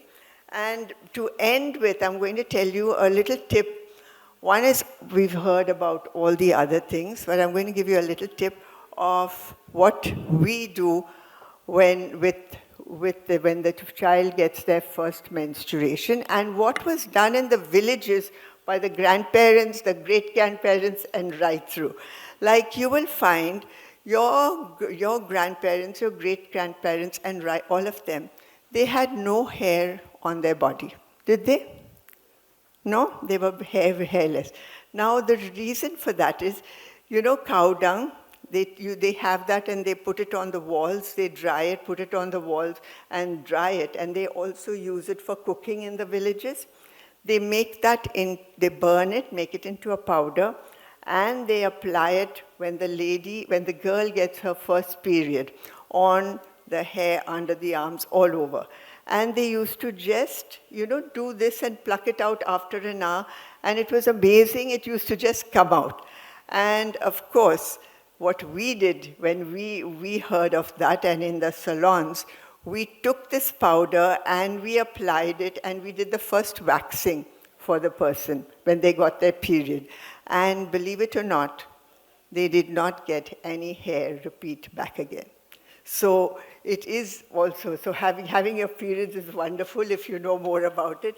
And what I loved, and I must say thank you to all of you all again on the dais for for telling us all about this and insisting on the education and cleanliness and hygiene, how to manage it, and of course for us to, and the wonderful thing she said is, we don't realize, we did not, at least I, about, using it for the handicapped, the transgenders, because they also need to be cared for, and we have to really find out things on how to do about that. So thank you so much. I would request you to please conclude in that. Oh, thank you. Okay, thank you. Thank you so much. Okay, so bye.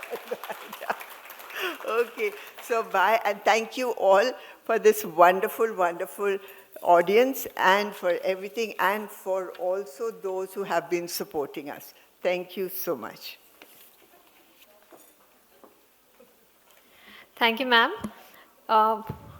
We would like to present our esteemed dignitaries on stage with a gift hamper by Nuwa Woman. I would request Ms. Diksha to please come on stage and present this gift hamper to those on stage. One for Dr. Aprajita Gogoi. We'll start from the other end.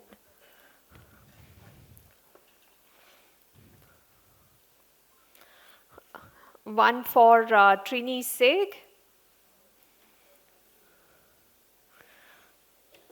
For Mr. Anil Rajput.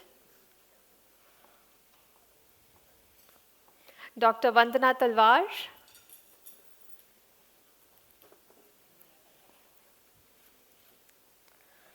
Mrs. Neha Jain. For Dr. Blossom Kochar.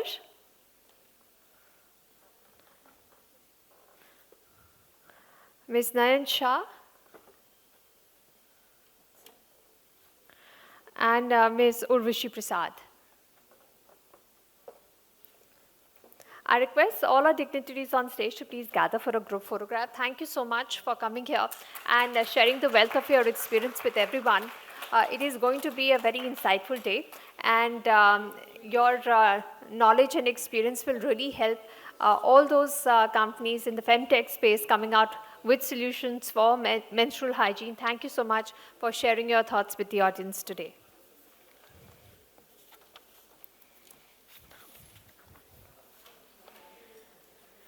Please give a round of applause to our dignitaries on stage. Thank you so much for your time and your presence at this event. Thank you.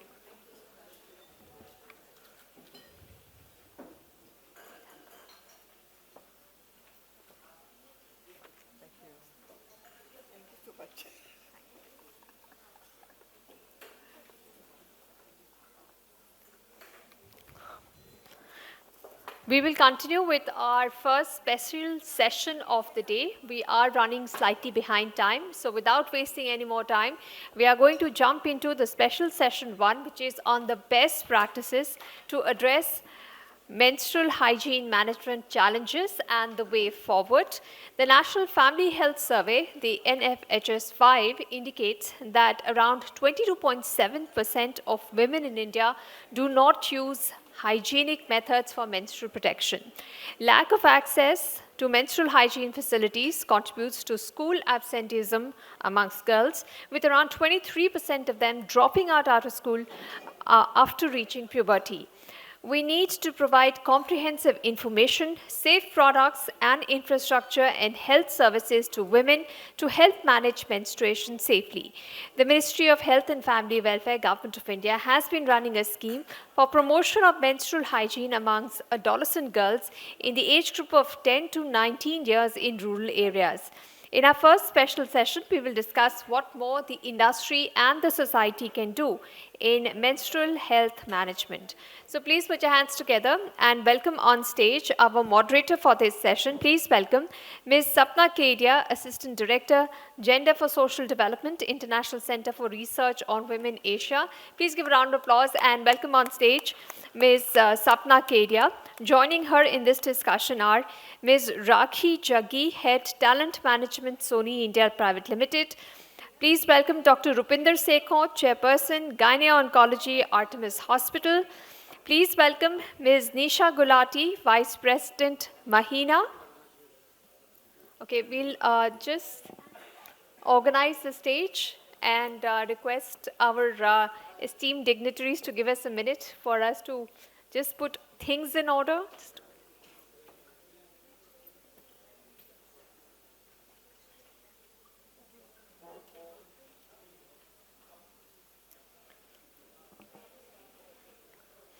Right. Please welcome on stage Ms. Nidhi Kasliwal, Managing Director and Board Member, Kamal FinCap.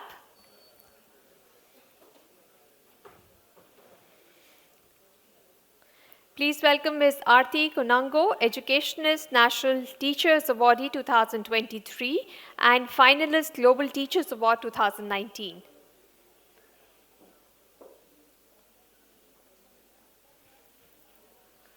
Right. I'll hand it over to Ms. Sapna Kedia to steer this discussion forward.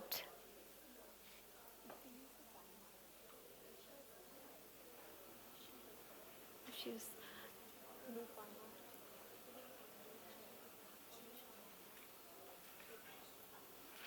just coming.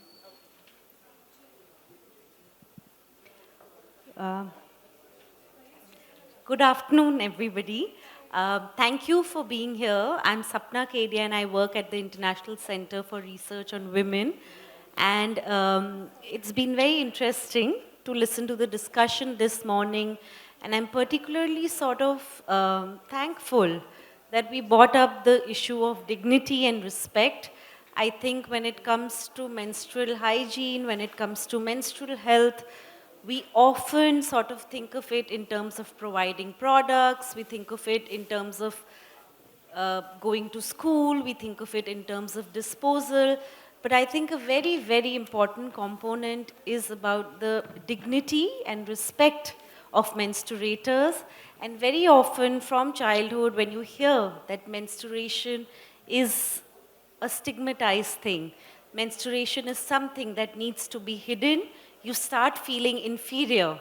And I think it's very, very important to realize and to work with young people of all genders and speak to them about how menstruation is not something that needs to be stigmatized, and stigma has an impact on your sense of self. So on that note, I'd like to start this session. We had 1 hour, but now we are a little short of time. Sapna ma'am, just to interrupt, Yeah. I want to tell everyone that Ms. Nisha Gulati, Vice President Mahina, has also joined us on stage. Yes. And Hi, I Nisha. request everyone to please settle down, take your seats, and please pay attention to what these lovely ladies are going to talk about. I'm sure it's going to be very helpful. Back to you, Sapna ma'am. Thank you, thank you. So I had a detailed introduction planned for each of us speakers, but I think in the benefit of time, I'm going to skip that, and what I'm going to do is directly go into asking them questions about their work. We're going to be speaking about some of the good practices that they follow in their respective sector in promoting menstrual hygiene management. So maybe I will start with Aarti. And Aarti, could you share a little bit about your journey of working with students and what are some of their hiccups? And you know, we've all been talking about this since the morning, but when you work with young people, what is it that you must keep in mind? Oh, very good afternoon to everyone. And I was listening to all the distinguished speakers and guests, and everybody talked about educating them. And that's what we are doing. We are doing the work on ground level. We are the frontline warriors of menstrual hygiene management, I would say. And it's really important what I tell my students. Initially, my students, it was not easy for me to talk to them about periods. Even I was hesitant. Even I felt shy when I started with this topic. But gradually, I realized that my kids, my girls, they need understanding of menstruation. They need to be educated. And for that, when my girl told me, "Ma'am, क्या मैं अपवित्र हो गई हूँ?" That was the ringing bell, I would say. Then I really thought I must do something for my girls. I really love them, and then I started creating awareness about menstruation. And it was not easy for me also. When I started with this concept, initially I thought how to proceed, how to tell them about periods, what is periods actually. So we planned a play, a Nukkad Natak. And I would say it was a super hit Nukkad Natak, and my girls, they really enjoyed that play. And not only they enjoyed it, they performed Nukkad Natak on menstruation in Central Park, Rajiv Chowk as well. We performed several times over here in Rahagiri as well, if you remember, Rahagiri was there, and in Lalit Hotel as well, and on various national platforms also. So about adolescent education, we told them how menstruation is not a taboo. It's proud, a proud feeling. And my girls, they proudly talked about menstruation during Navratras on Radio City 91.1 FM. And it was a hit with my girls, and they talked about it, they danced about it, they sang the jingles, and we played around it. So that was the thing that built up their confidence, and we talked about dignity as well, dignity and self-respect. And also, that is the thing that kept them going, this self-confidence. They loved that confidence in themselves. Initially, ma'am, अब तो periods हो गए हैं, आज तो मैं नहीं आ पाऊंगी या कल नहीं आ पाऊंगी. And to reduce that dropout rate also, this education was really important. And my students, they were super excited when they prepared that jingle. And that jingle, I would say that it was viral all over.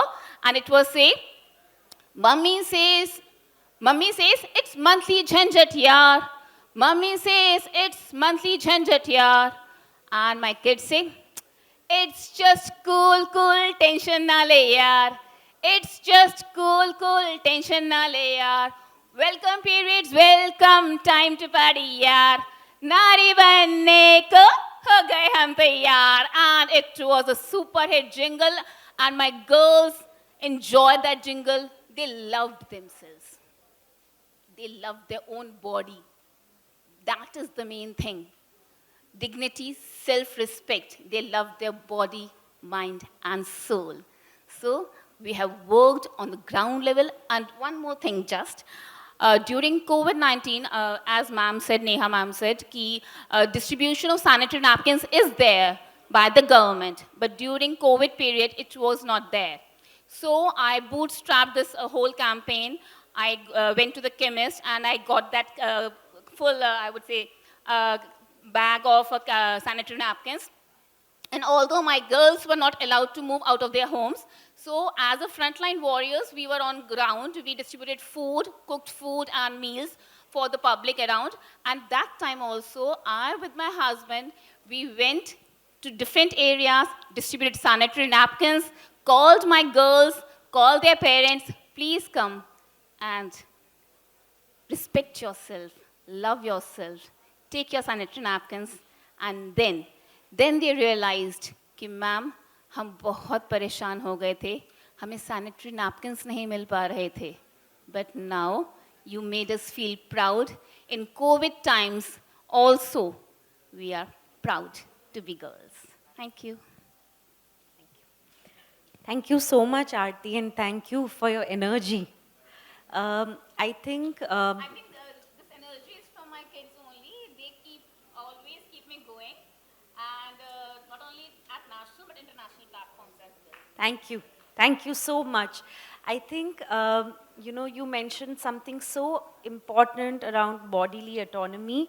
And I think, जब हम periods की बात करते हैं, when we speak about periods, we don't talk enough about the fact that young women and menstruators are going through transitions in their body. So how do they get used to this new body, the new changes in their body, and perhaps learn to love it? So I think thank you for sharing that. Dr. Rupinder, I'll now come to you, and I would love to know from you about the importance of promoting menstrual hygiene practices amongst women and alerting them to the health risks, and how do you really start to talk to women about health-related repercussions of menstrual hygiene and menstruation? Thank you. Good morning, everyone. And Sucham and all the organizers, thank you for having me here. Let me introduce myself. I'm actually a cancer specialist.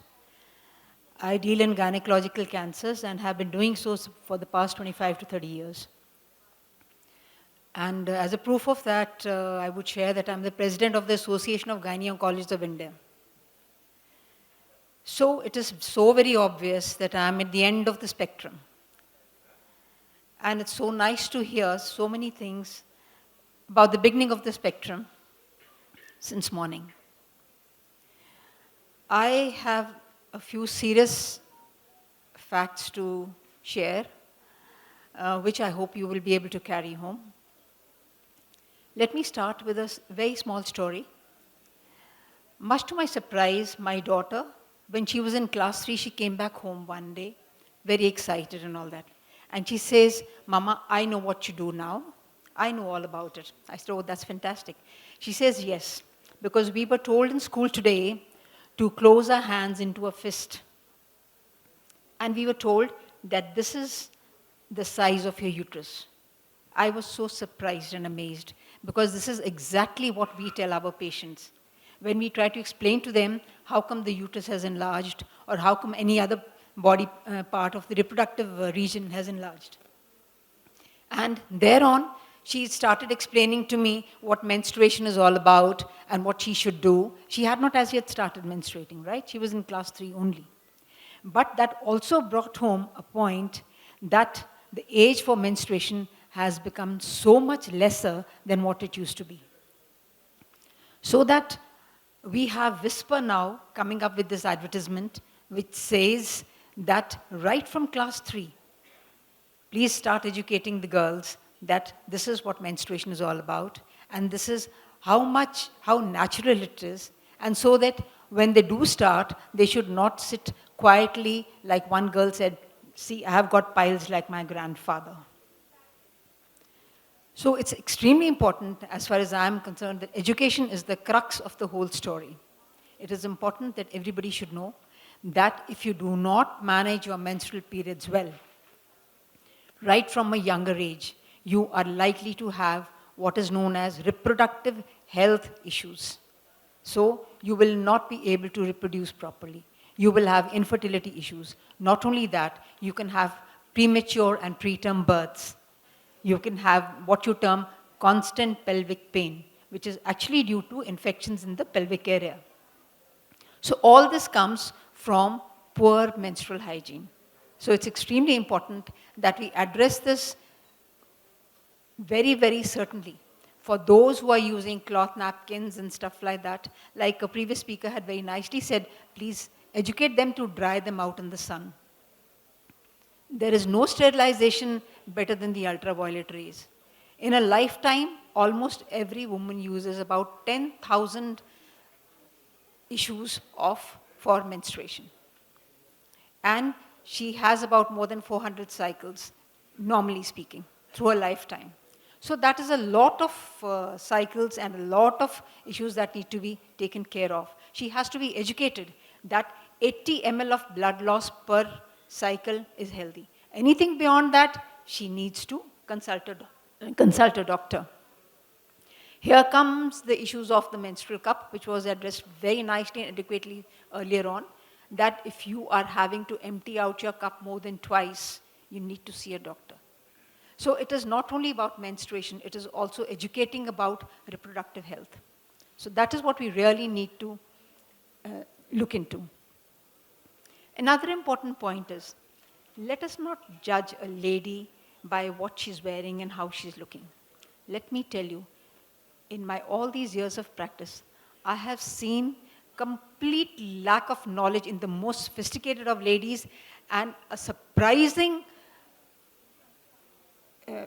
I should say, a surprising bouquet of knowledge, what with our Google and what with the internet, in the poorest of poor. You think that this patient has come to you and you have to explain to them in vernacular that yes, to the boy, see, your mother has got cancer, and perhaps this is how it has come about, and she has not been looking after herself. She had repeated periods, she had a lot of intermenstrual bleeding, she had postcoital bleeding, or she had a postmenopausal bleeding, and she did not address it, and this boy will come up to you and show you so many statistics. Whereas recently I had a patient whose husband was a IIT pass out, they were completely, absolutely oblivious.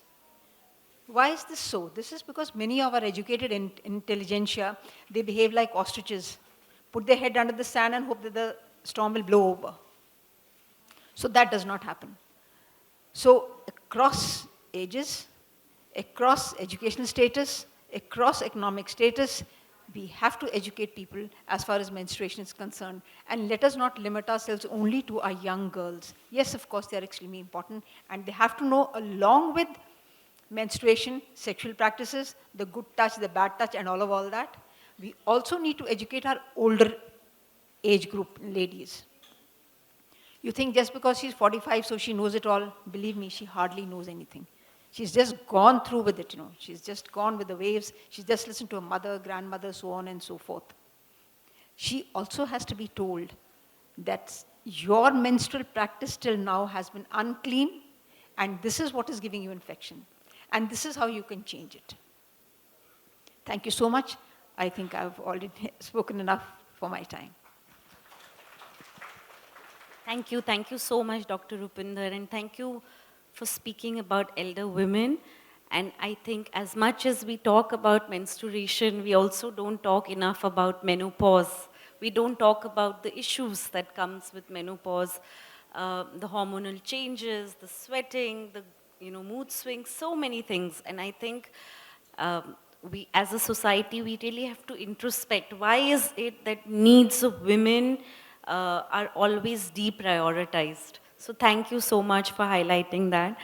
Nidhi, I'd like to come to you now. You run Giving Heart and you work with young menstruators. So we've heard enough about how important it is to work with young people. Could you speak to us a little bit about some of the strategies that you use, and what is your one key takeaway when you work with young people? Thank you, Sapna. First of all, I would like to thank ASSOCHAM for having this conference, and to be in a room full of people, stakeholders and partners who want to do better for this cause is really heartening. Because where I come from, I'm coming from a city called Kota in Rajasthan. It's a very patriarchal society there. And when we started this work on menstruation, we had to deal with a lot of issues which were, I would say, which the educated people deal with, kind of thinking that we know it all. When you go back to schools and when you go back to slums and when you go back to rural areas, it's surprising how far ahead they are about menstruation than the Western world can think and talk about. The important takeaway through some of my sessions were that menstruation is usually looked at a reproductive phenomena in a woman's body. She starts menstruating from a reproductive age, but the kind of effect your periods have on your overall health is something that the rural women taught me. They said the color, the quantity, the odor of your period blood tells you about how healthy you are. Something that, the Western world doesn't talk about when you talk about periods. The second thing what I understood in my campaign and seminars were that these women don't want to be given a product. The pad is not a solution to menstrual hygiene management. It is the information, as so many of us have spoken about. What they need is the freedom to choose what they want to use, depending on the geographical location, the kind of work they are doing when they are menstruating. Like in a 47-degree climatic temperature that I come from, you can't give them a plastic pad to wear. Because if the girls are using plastic, the sanitary pads, which are the typical sanitary pads that we are using, they would probably turn into, that's what I do in the classrooms, is that I tell them, you all will become dancing queens. We will be dancing queens. We will have itch between our legs because these pads don't breathe. They have a plastic lining. They will give them a severe itch. The girls are really, really embarrassed. They say, ma'am, what do we do? I said, switch. If this doesn't work, there's plethora of other products. So we don't encourage talking about products or selling products or giving free products. We talk about giving them information because one size doesn't fit all. So there is menstrual cup, there is reusable pad, there is regular pads. Some women just like to bleed. They don't want to use a product. In Assam, some women just fold their petticoat inside the sari and just bleed into it. It's airy, it's good for them because they work in paddy fields. So you could be using different ways to manage. The important thing is to have information and the correct information. And another important thing that I've seen is our grandmothers, the wisdom of our grandmothers. They really knew how to manage it. And if we start digging into that, if we start going back and understanding why we have so many taboos, if we start going into the reason, the real reason for those taboos, we might get a little more sensitized about our periods. So that is my key takeaway. As an industry, as people who are willing to make progress on this, we need to work towards education and the right platform. At Giving Heart, what we've done, we've got an application called Kishori, where we onboard these young girls, just give them a forum to talk about. Give them a forum to talk about their periods, talk about the products that they use, and also give them slight nudges. So somebody says, I'm bleeding for 8 days. We don't say it's bad, but we say maybe you should talk to a specialist because it is unnatural. You've gone beyond 6 days, which is unnatural. So, I mean, my thought and my takeaway is that I need more people to come forward to help build this platform for open discussion on periods. Thank you. Thank you. Thank you so much, Nidhi. You know, I think you've sort of highlighted this sort of syndrome that all of us have in cities and urban areas where we feel like we have the solutions and we'll take the solutions to the rural areas. We'll give them sanitary pads, we'll give them menstrual products, but what is really their need, right? What is the lived reality of women and girls, and what is it that they need? What is it that they want to use? No one talks about shafting, like you said, right? It's extremely painful. So I think, thank you so much for highlighting how unique experiences of women and girls are, and one size does not fit all. Thank you so much. Rakhi, I'd like to come to you, and I know you're doing some great work at Sony. And could you share a little bit about something that you feel is unique at your work at Sony, and perhaps how you're going to take it forward? I think before I represent Sony as an organization, I'm a woman first. And I think all of us sitting here, when we go back from this room, let's take a pledge. Let's do something from today to make an impact. Maybe a smaller, a bigger, something you'll do probably in your lives to make this, possible. So, and we need to do it right and fast. All of us are doing in bits and pieces, somebody's doing something, somebody's doing something. But as a corporation, as a corporate, from the government side, I request there has to be some policies, which we define at a basic level. This hygiene is not even, it is not a luxury, it's a necessity. When we talk about shelter and cloth and food, this has to be included as a part of necessity. This is no more a luxury. And we all are talking about, what to use, what not to use, but I think here supply is an issue, reaching the products, sanitary products, where to reach, when to reach. I think that's also a big issue. When we talk about data, 22.7% of females have the access of the products.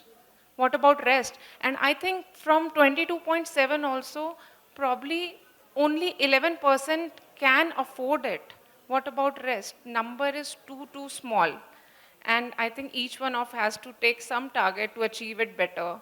There has to be some policies which government and an organization who can drive. We talk a lot about Make in India, right?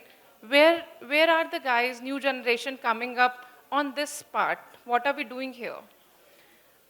What Sapna said, definitely I am representing Sony today. Happy to be part of this whole... One second. Yeah.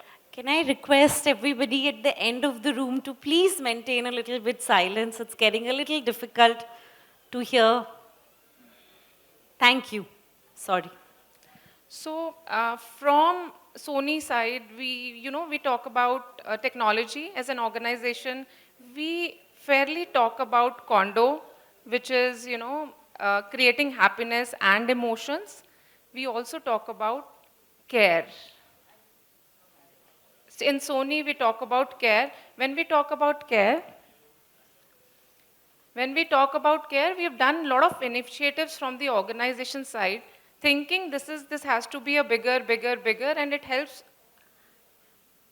this helps my India as a whole. So what few activities I'll tell you, we've done a lot of awareness sessions, not only with our employees on the menstrual hygiene, with our, caretakers, with our houseboys, with our house ladies, housekeeping staff, how menstrual hygiene is important.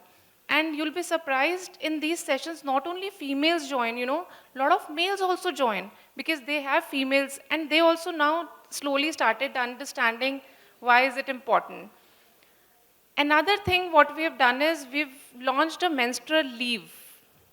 And probably I'm proud to say we are one of the first movers on this part, that menstrual leave, creating an awareness is an important part. I remember walking into my boss' room and said, let's launch this. And he has not even a single thought, why not? Yes, let's do it from today.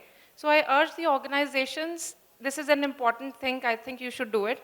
Apart from that, we also have installed sanitary pads, vending machine in our offices. We also have disposable machines, for these pads. And a lot of seminars and sessions we do in Sony to make it impactful. So anything we do, it has to have an impact. So these are small things we have done, to create. We have a lot of young girls in our organization. And when we talk about care, we have to take care of everybody holistically. And that's how we do it. Thank you. Thank you so much, Rakhi. Thank you for bringing up the issue of menstrual leaves.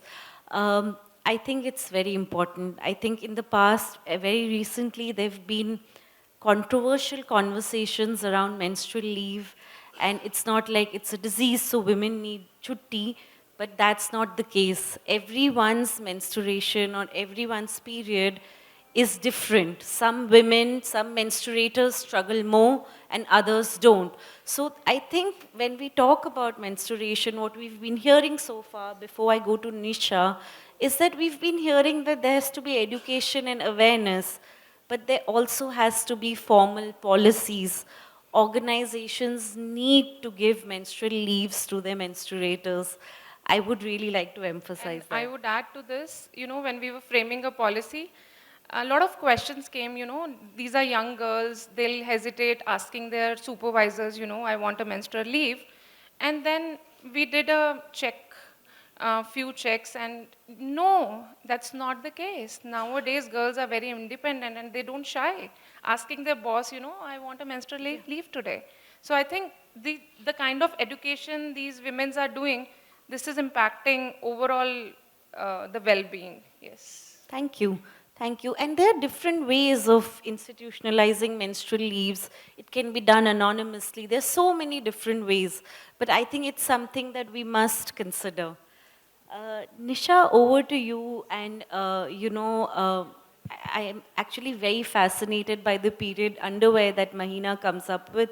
And how does it really work? And could you speak a little bit more about technological innovations? Some of us who've perhaps made the transition to menstrual cups may still be struggling to make that transition to, say, a period underwear. So if you could speak about technology and the role of technology and how it sort of promotes menstrual hygiene, that would be great. Thank you. Thank you, Sapna. Thank you, everyone, for having us here. I am Nisha. I actually am a very new eco-warrior here. and a very new menstrual warrior as well. Like Rakhi, I've always been a part of the corporate, and so this is a new world for me. Right. So I wanted to talk about technology, how business has played a part in it, and how corporates have played a part in it. Right. So menstruation has had quite a few advances. Till 200 years ago, we were just, dealing with only natural materials in, dealing with our menstruation. And now what had happened was that in late 1890s and early 1900s, we came up with pads and tampons. And that's where the entire innovation dulled a little bit. And now by 2000s, when D2C advent started, it was easier to for the common man to invent things and bring it out in the market. That's when major changes started happening in 1990s, 2000s, where menstrual cups started, period underwear started, and so on and so forth. So representing Mahina here, I would tell you a very interesting story. I've always been a part of, as I said, 18 years of corporate. We got a call from Aisha, which we had put in very interesting industry people together. And Aisha, as you know, is a big corporate. And we are a tiny, tiny part of the same. Right? And what they had done was they had taken the best of the industry. So I was from Marks and Spencer, somebody was from Jockey, somebody from DDB Mudra. So all of these interesting people, put them in a room together and say, hey, your North Star is to come up with a product with the right intent to deal with menstruation, and your North Star is comfort of women. Now this comfort of women is very interesting. It could mean a lot of different things to people. It could mean that you're taking comfort that you would not leak. That was our biggest win, where we actually took out technology from rainwear to make it completely leak-proof. Right? It was also comfort that you can sleep throughout the night. So we made a product which could last up to 12 hours, where you do not need to wake up in the middle of the night, you all groggy and changing a pad. We could also make a product which was free of toxins, so we did not include any chemicals. We worked relentlessly over 2 years to build this product out, where we could, give it out to people where they did not have any worry about any such things. We did a very, intensive research and focus groups between, women in villages and tier 1, tier 2, tier 3 cities, just to figure out what were the problems they were facing. And we found out a few things. There are quite a few risks involved with other instruments that were available. So there were pads, which were great, very convenient, but were creating so much menstrual waste. 113,000 tons, metric tons, which is created every year, according to a study in 2018. Then there was cups, which is an excellent solution, but the taboo of insertion doesn't let it come. Right? And there were quite a few other challenges, like with tampons as well. Again, taboo of insertion and waste. So we realized, okay, we have to take all these cons and whatever is manageable from tier 1 to tier 3, as well as villages, what can work. With pads, it was another thing we thought about reusable pads, but people don't wear panties. Where would they put the pads? So that's when we came out with this solution called Mahina, which is completely leak-proof, which people can wear. And all my leadership, which are from very, which were always driven with things like margins, profits, and now, the entire North Stars have changed, and it has become comfort of women, something we take really good pride in, and we would love for you to experience the same. Thank you. Thank you. Thank you so much, Nisha. I think the issue of comfort of women is at the sort of core of it. What is it that women want? What is it that's comfortable for them? And do they have a basket of choices? We can't just keep promoting one kind of product. So thank you so much for highlighting that. I'm really thankful to the panelists for sort of sticking to time. So we have some time for questions. Yes, please go ahead. Just a 30-second. I have agreed with everything that has been spoken since morning. but I do not agree, and sorry for adding this note of dissension with the concept of menstrual leave. On the one hand, we talk of privacy and dignity and all of all that. And on the other hand, we as working women want to announce that, yes, here is our physiology gone wrong. So I do not think that we should really perpetuate this idea of having menstrual leave, and that because of the menstrual leave, the men will become aware and all of all that. I don't want any man to become aware of what is happening to me. No, I can look after myself, and I will do it with dignity and well. So in the audience, can we have a show of hands of how many people support menstrual leave and how many don't? The men need not vote.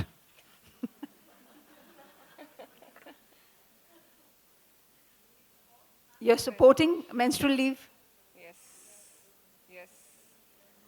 I'll add to it. Who's supporting and who's not supporting? You're not supporting. Supporting. So I see that there are more people not supporting. So I mean, I've been hands down. Thank you so much. Thank you so much for sharing a divergent perspective.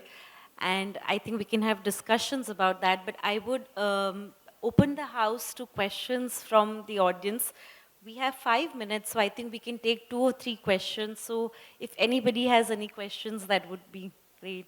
Please raise your hand and we can just...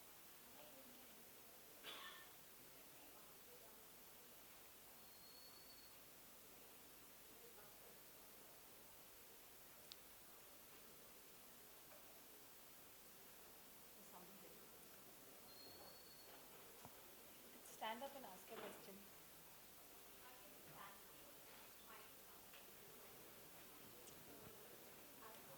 Yes, please.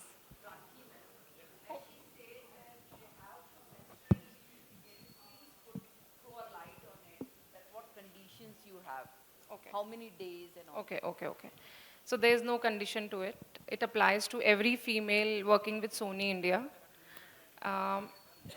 We have given currently to start with 1 leave per month, which cannot be carry forwarded. Okay. And it is your wish, you want to take it, you do not want to take it, but there is, a care which organization shows that sometimes when you're feeling so discomfort that you're unable to come to office, a lot of females come by bus, they take metros as a transportation, and they feel so uneasy to come to the organization. You can apply for the leave. You can tell it, so the process is you can just tell it to your supervisor, or you can directly tell it to HR. And you don't need to tell it to everybody in the organization that I'm on menstrual leave.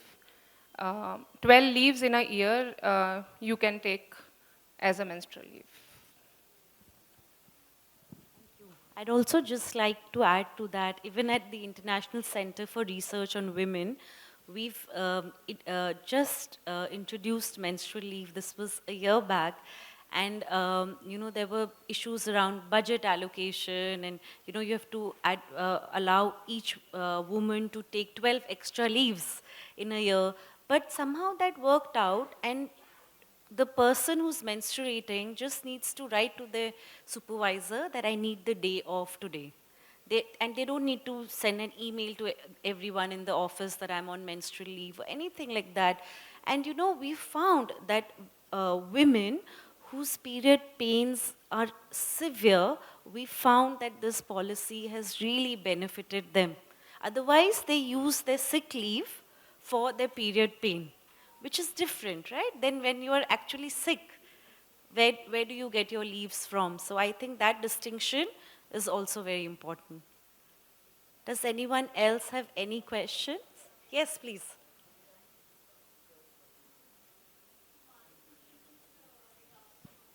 Sorry, could you be a little louder?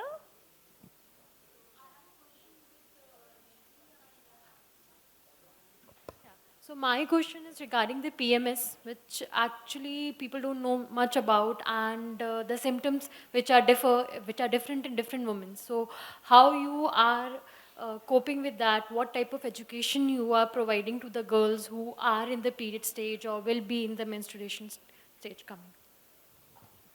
That's a very good question. So so there is no perfect solution, because as every individual is different. But again, I would like to borrow from Ayurveda, which talks about that, your PMS is essentially from the kind of food that you eat during periods or pre or periods. So what we teach in schools when we go and talk to young menstruators is to start tracking your periods. We also have that app that I spoke about, the Kishori app. So once the app throws up that, you're going to get your period in the next 3-4 days, we advise them to lighten their diet. Stop eating very heavy, difficult to digest food. Because the moment you go back to eating simpler food, you will find that you will have less PMS. Because, your menstruation is also a way that the toxic is released from your body. But if you're creating more toxic, it is difficult for the warrior in your body to focus on releasing the existing toxic, but the entire mechanism in the system goes about digesting the difficult food that you've taken. So the favorite thing that I do with the children is I ask them, what is your favorite food? And today the kids will say momos and chow mein and pani puri. And I say, okay, we eat them, but once we finish our periods. So you eat lighter, you eat your dal chawal, what your mom makes at home, and you will see a drastic reduction in your PMS. So that is how we talk about it. But even then, even food is not just the solution. As nothing is like no one particular thing is your environment and how you've been spoken about your first period. Because that is what you carry. So when the first time you bled, and if it was, you were made to feel shamed about it, if you're made to feel, that it was a taboo, maybe the next time you're experiencing the same feeling, you might have a PMS kind of a syndrome because you're not getting that self-worth about your body. So, it's all related, but with education, you can really help that. Thank you. Thank you so much. I think this was a great session, and I just want to conclude with 2-3 points that are actually very close to my heart, and I think it's also come up in this panel. I think one of the things with menstruation is that anything that happens to women's bodies or menstruators' bodies, has to be spoken about, looked at from the perspective of rights. We're not doing anyone a favor by giving them information. We're not going to rescue anyone. This is a matter of their sexual and reproductive health rights. I think that language is very, very important. In all the work that we do, we have to keep a rights-based approach. And when we do that, we'll keep the menstruators at the center. We'll ask them what they want. We'll ask them whether you're more comfortable using a cloth. Can I support you in how you can use a cloth better? So I think that rights language is very, very important. Secondly, I think we're in a world that is suffering from a lot of environmental issues, climate change. There's early onset of periods. There's a lot of irregular periods. There's PCOD. There's early menopause and endometriosis. It's like the elephant in the room. I think we are done. I think women are done by this excuse that there's no research. We don't know why endometriosis exists. I think it's time to invest in that research. 1 in every 10 women is suffering from endometriosis, which is severe and it's debilitating. You cannot go to work with that kind of pain. So we need research, we need investment, and I just really want to emphasize nobody is doing us a favor. It's a matter of our rights. And I think the last point is I want to leave this room with this contradiction. We're a country of contradictions. We celebrate the fact that, oh, women give birth, Lakshmi Mata, this God, that God. At the same time, we shame them. I think we must all really introspect about how we try to control women, sometimes by praising them, sometimes by shaming them. And all of this is equivalent to gender inequality. So I think at the root of it is gender-based inequality, and we must introspect on that. Thank you so much, everyone. Thank you for a wonderful panel. Thank you to all the ladies on stage for sharing their views so candidly. I would request Mr. Sandeep Jain, Director CSR ASSOCHAM, to please present our speakers with mementos. We are grateful to them for coming here and sharing the wealth of their knowledge with everyone. A memento for Dr. Rupinder Sekho, Chairperson, Ghania Oncology, Artemis Hospital.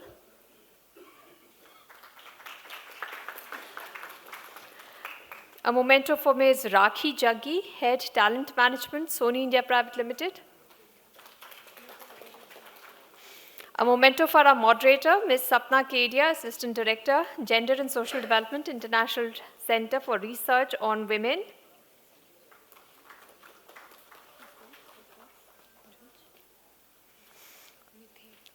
A memento for Ms. Nidhi Kasliwal, co-founder, Giving Hearts Foundation.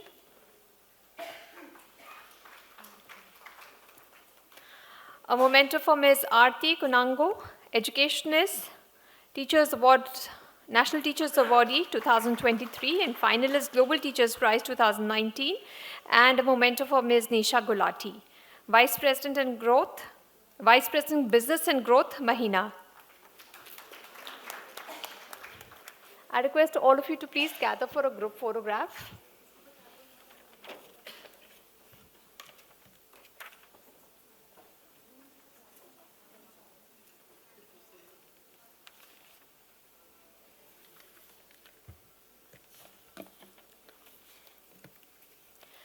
We would like to present the lovely ladies here with boxes from NOAA. So I request you to please come up and present them with the gift hampers.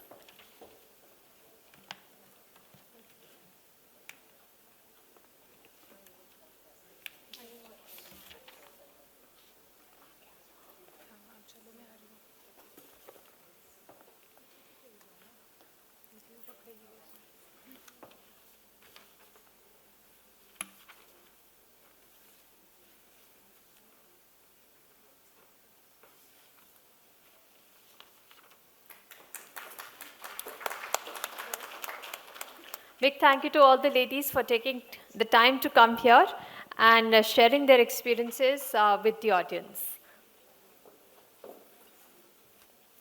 We're not taking any breaks. We are going to get into our next session right away. We'll just arrange the stage for the next discussion that we have. It's a special session.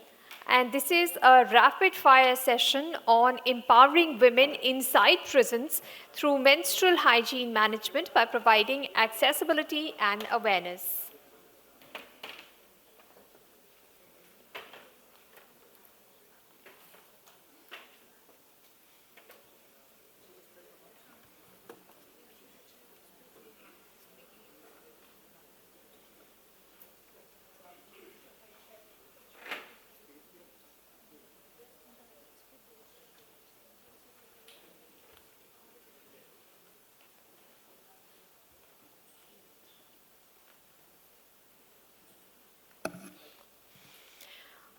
Women who are inmates in Indian prisons face many difficulties in managing one's period, from limited or no availability of sanitary napkins, proper waste disposal, to clean washrooms with running water 24 hours.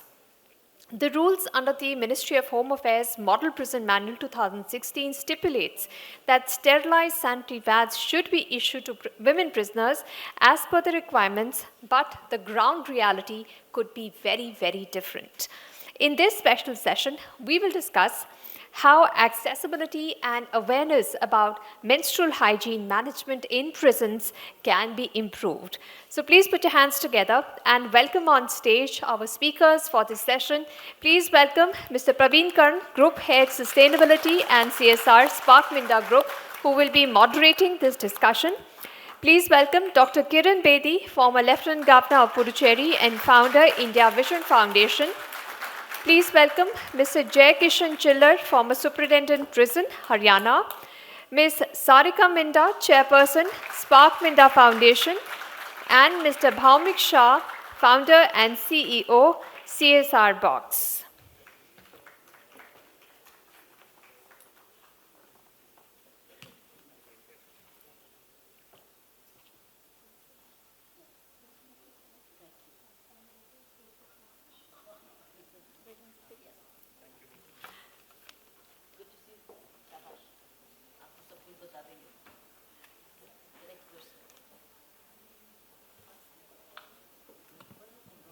I'll request Mr. Karan to please steer the conversation from here. Thank you very much. नमस्कार आप सभी लोगों को. थोड़ा सा anxious हूँ क्योंकि एक ऐसे पैनल को मॉडरेट कर रहा हूँ मैं जो हम सभी लोगों की प्रेरणा स्रोत होती हैं और भविष्य में भी रहेंगी। Doctor Kiran Bedi ji,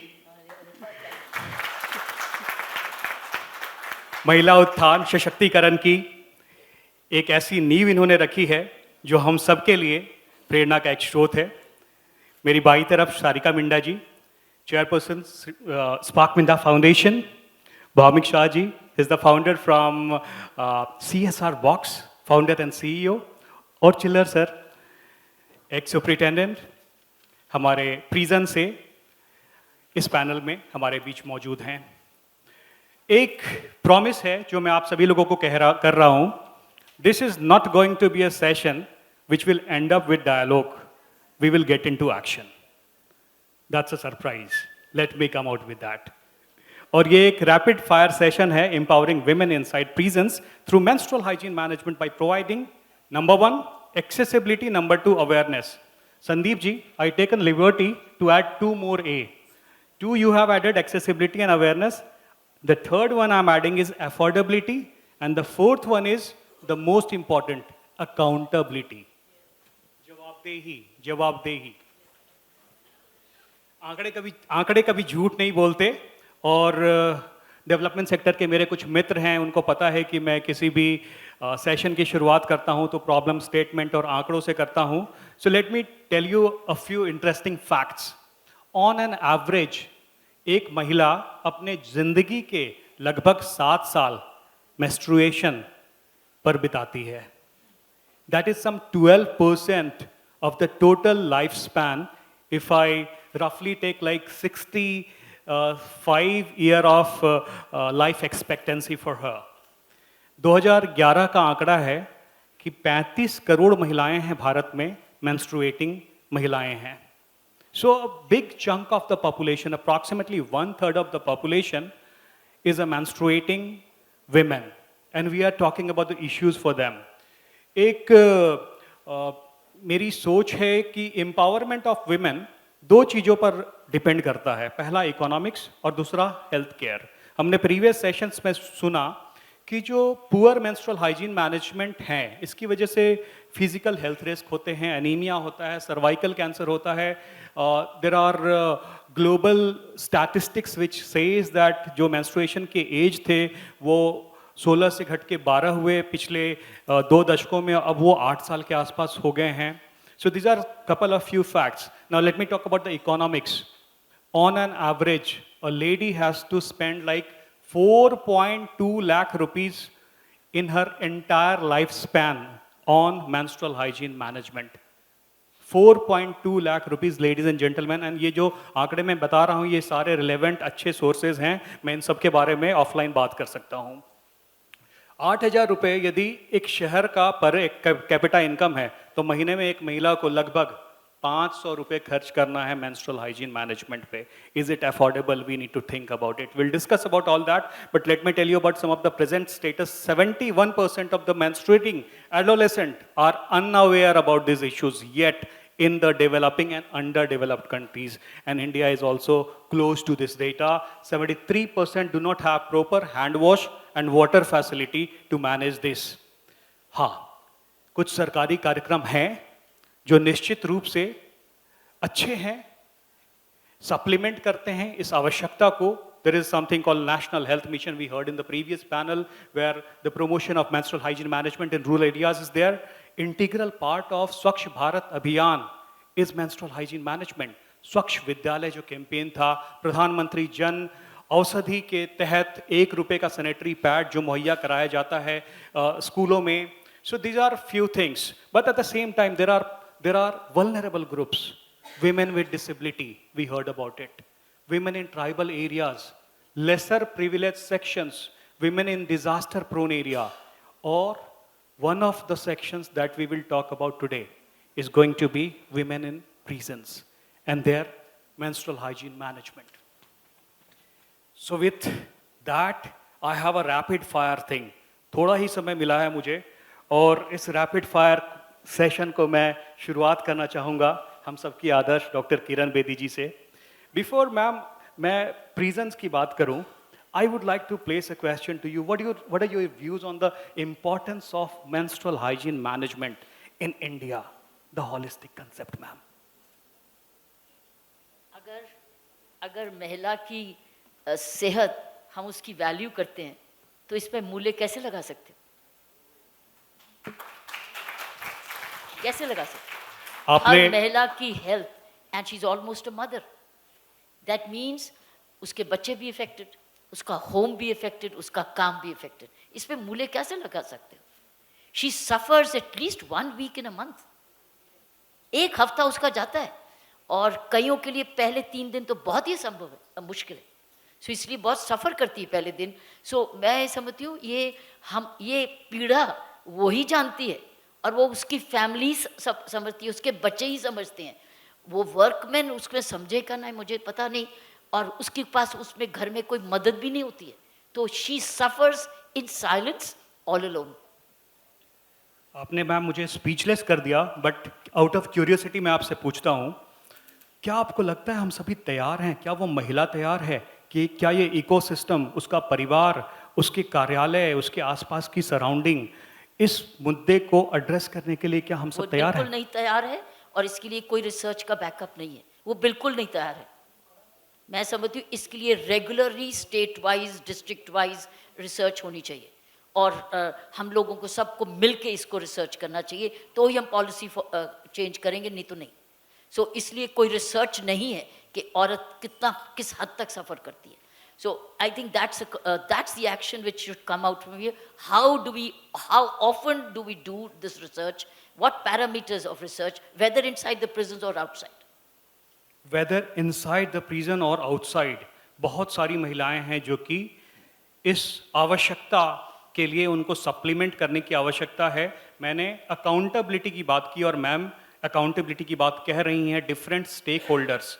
so ma'am, do you think that अलग अलग स्टेक होल्डर्स के अलग अलग अपने अपने काम हैं? If you would like to put some lights on it. अलग अलग स्टेक होल्डर्स का मतलब? सरकार का अपना काम, एनजीओ का अपना, कॉरपोरेट का अपना, और हम समाज का अपना, जो कि महिलाओं को इसके लिए सपोर्ट करे। What is your views on that? मेरा ख्याल है दिन दूर नहीं है जो एक नई अनाउंसमेंट और एक और national policy of corporate social, एक CSR आएगी, सेंट्रली स्पॉन्सर्ड स्कीम।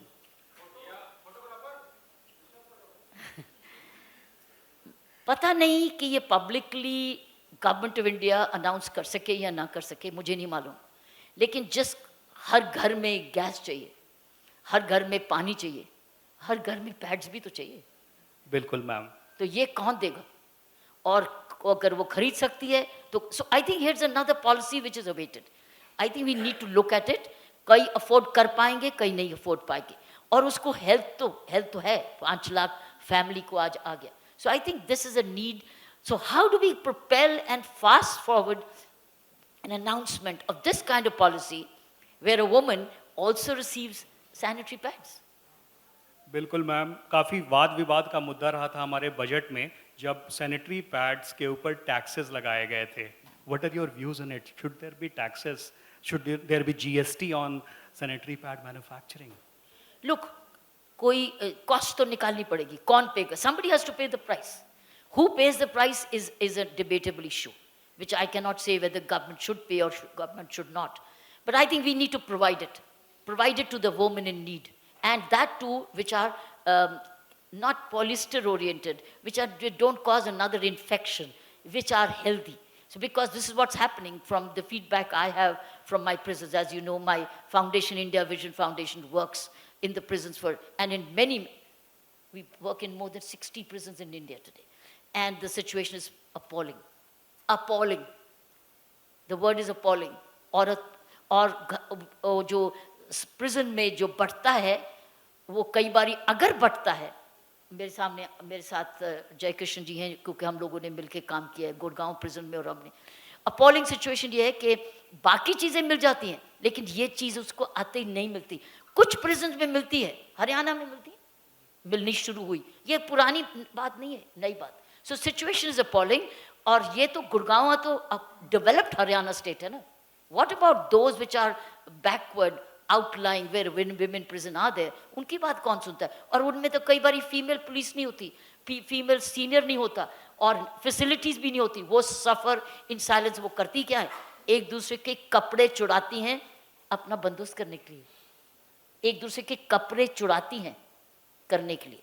और अगर पीछे बटना शुरू हुआ, वो अनहेल्दी था, सो वो यूज़ भी नहीं, और पैसे अगर उसके, और वहाँ पर कोई वेंडिंग मशीन नहीं है, अब मांगे किससे, तो एक दूसरे के कपड़े चुरा के वो अपना हिसाब करती है।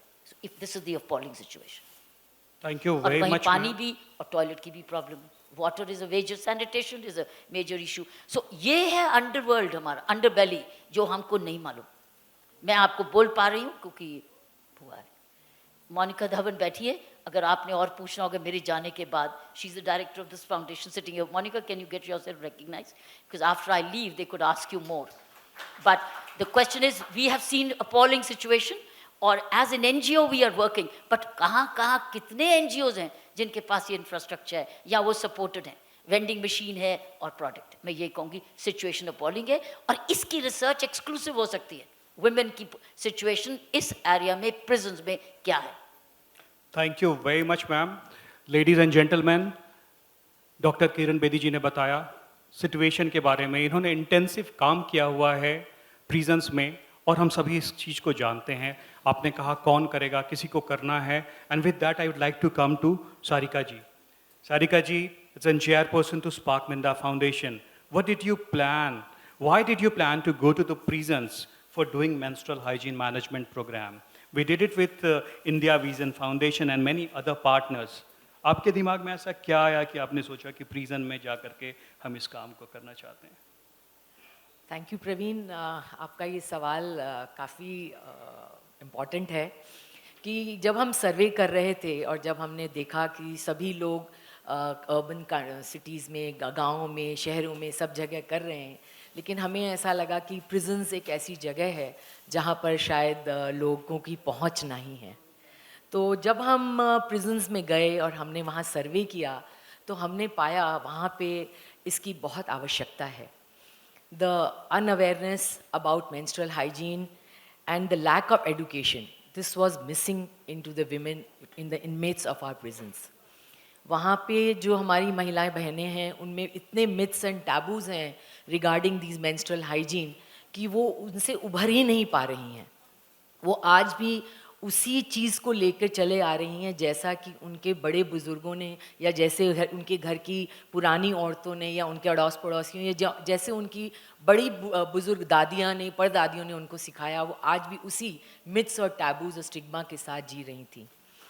सबसे बड़ी बात ये थी inaccessibility of the hygiene products, which is required and which is the most essential thing for any woman during the menstrual period time.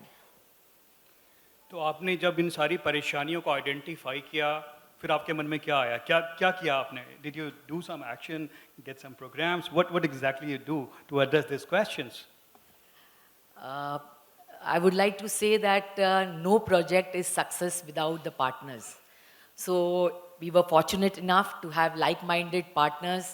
To begin with, we had Dr. Kiran Bedi, founder of India Vision Foundation. She gave us an entry to the prisons. We had our knowledge and education partners from CSR box, Mr. Bhaumik Shah. We collaborated with our prison authorities who gave us a trust and who believed us that we were coming for a good cause.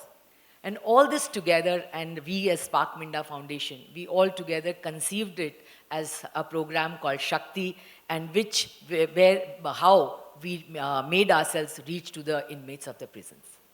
Thank you very much ma'am. शक्ति के बारे में हम और भी बात करेंगे, मैं वापस आऊँगा आपके पास, बट आपने कहा पार्टनरशिप एंड कोलैबोरेशन, जिसकी वजह से we could leverage strength and we could do this programme. I come to you Bhaumik for that. What do you think is the role of partnerships and collaboration in this project? Or holistically, I mean, if I talk of any of the CSR programs, development programs, what is the role of it? Thank you, Praveen ji. I would take 10 seconds to just tell you the context that we started CSR Box exactly 10 years before when CSR became mandatory in India. The crux of what we have been doing for last 10 years is building partnerships. Partnership at all levels. And there are three key pillars which we really believe a lot, and probably all of us will recognize that trust, transparency, and accountability. These three are the key pillars for any partnership. And we treat partnership as a two-way stream, irrespective of what program we are doing at what level. For example, if an NGO, if you are implementing projects on ground, the trust from the community side has to be nurtured that you are an organization which is going to work with them for some substantial time. One thing which is hampering the ecosystem and probably partnership model itself is that a lot many things have moved into event-centric mode.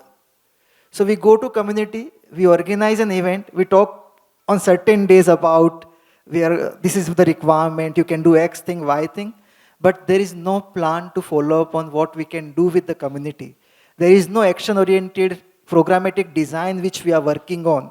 But as a non-profit partner, even corporates, we all tend to do EVP programs and other things. And we raise the expectation on the community side, which really hampers a lot in terms of what they could have otherwise done by creating awareness in a sustained program.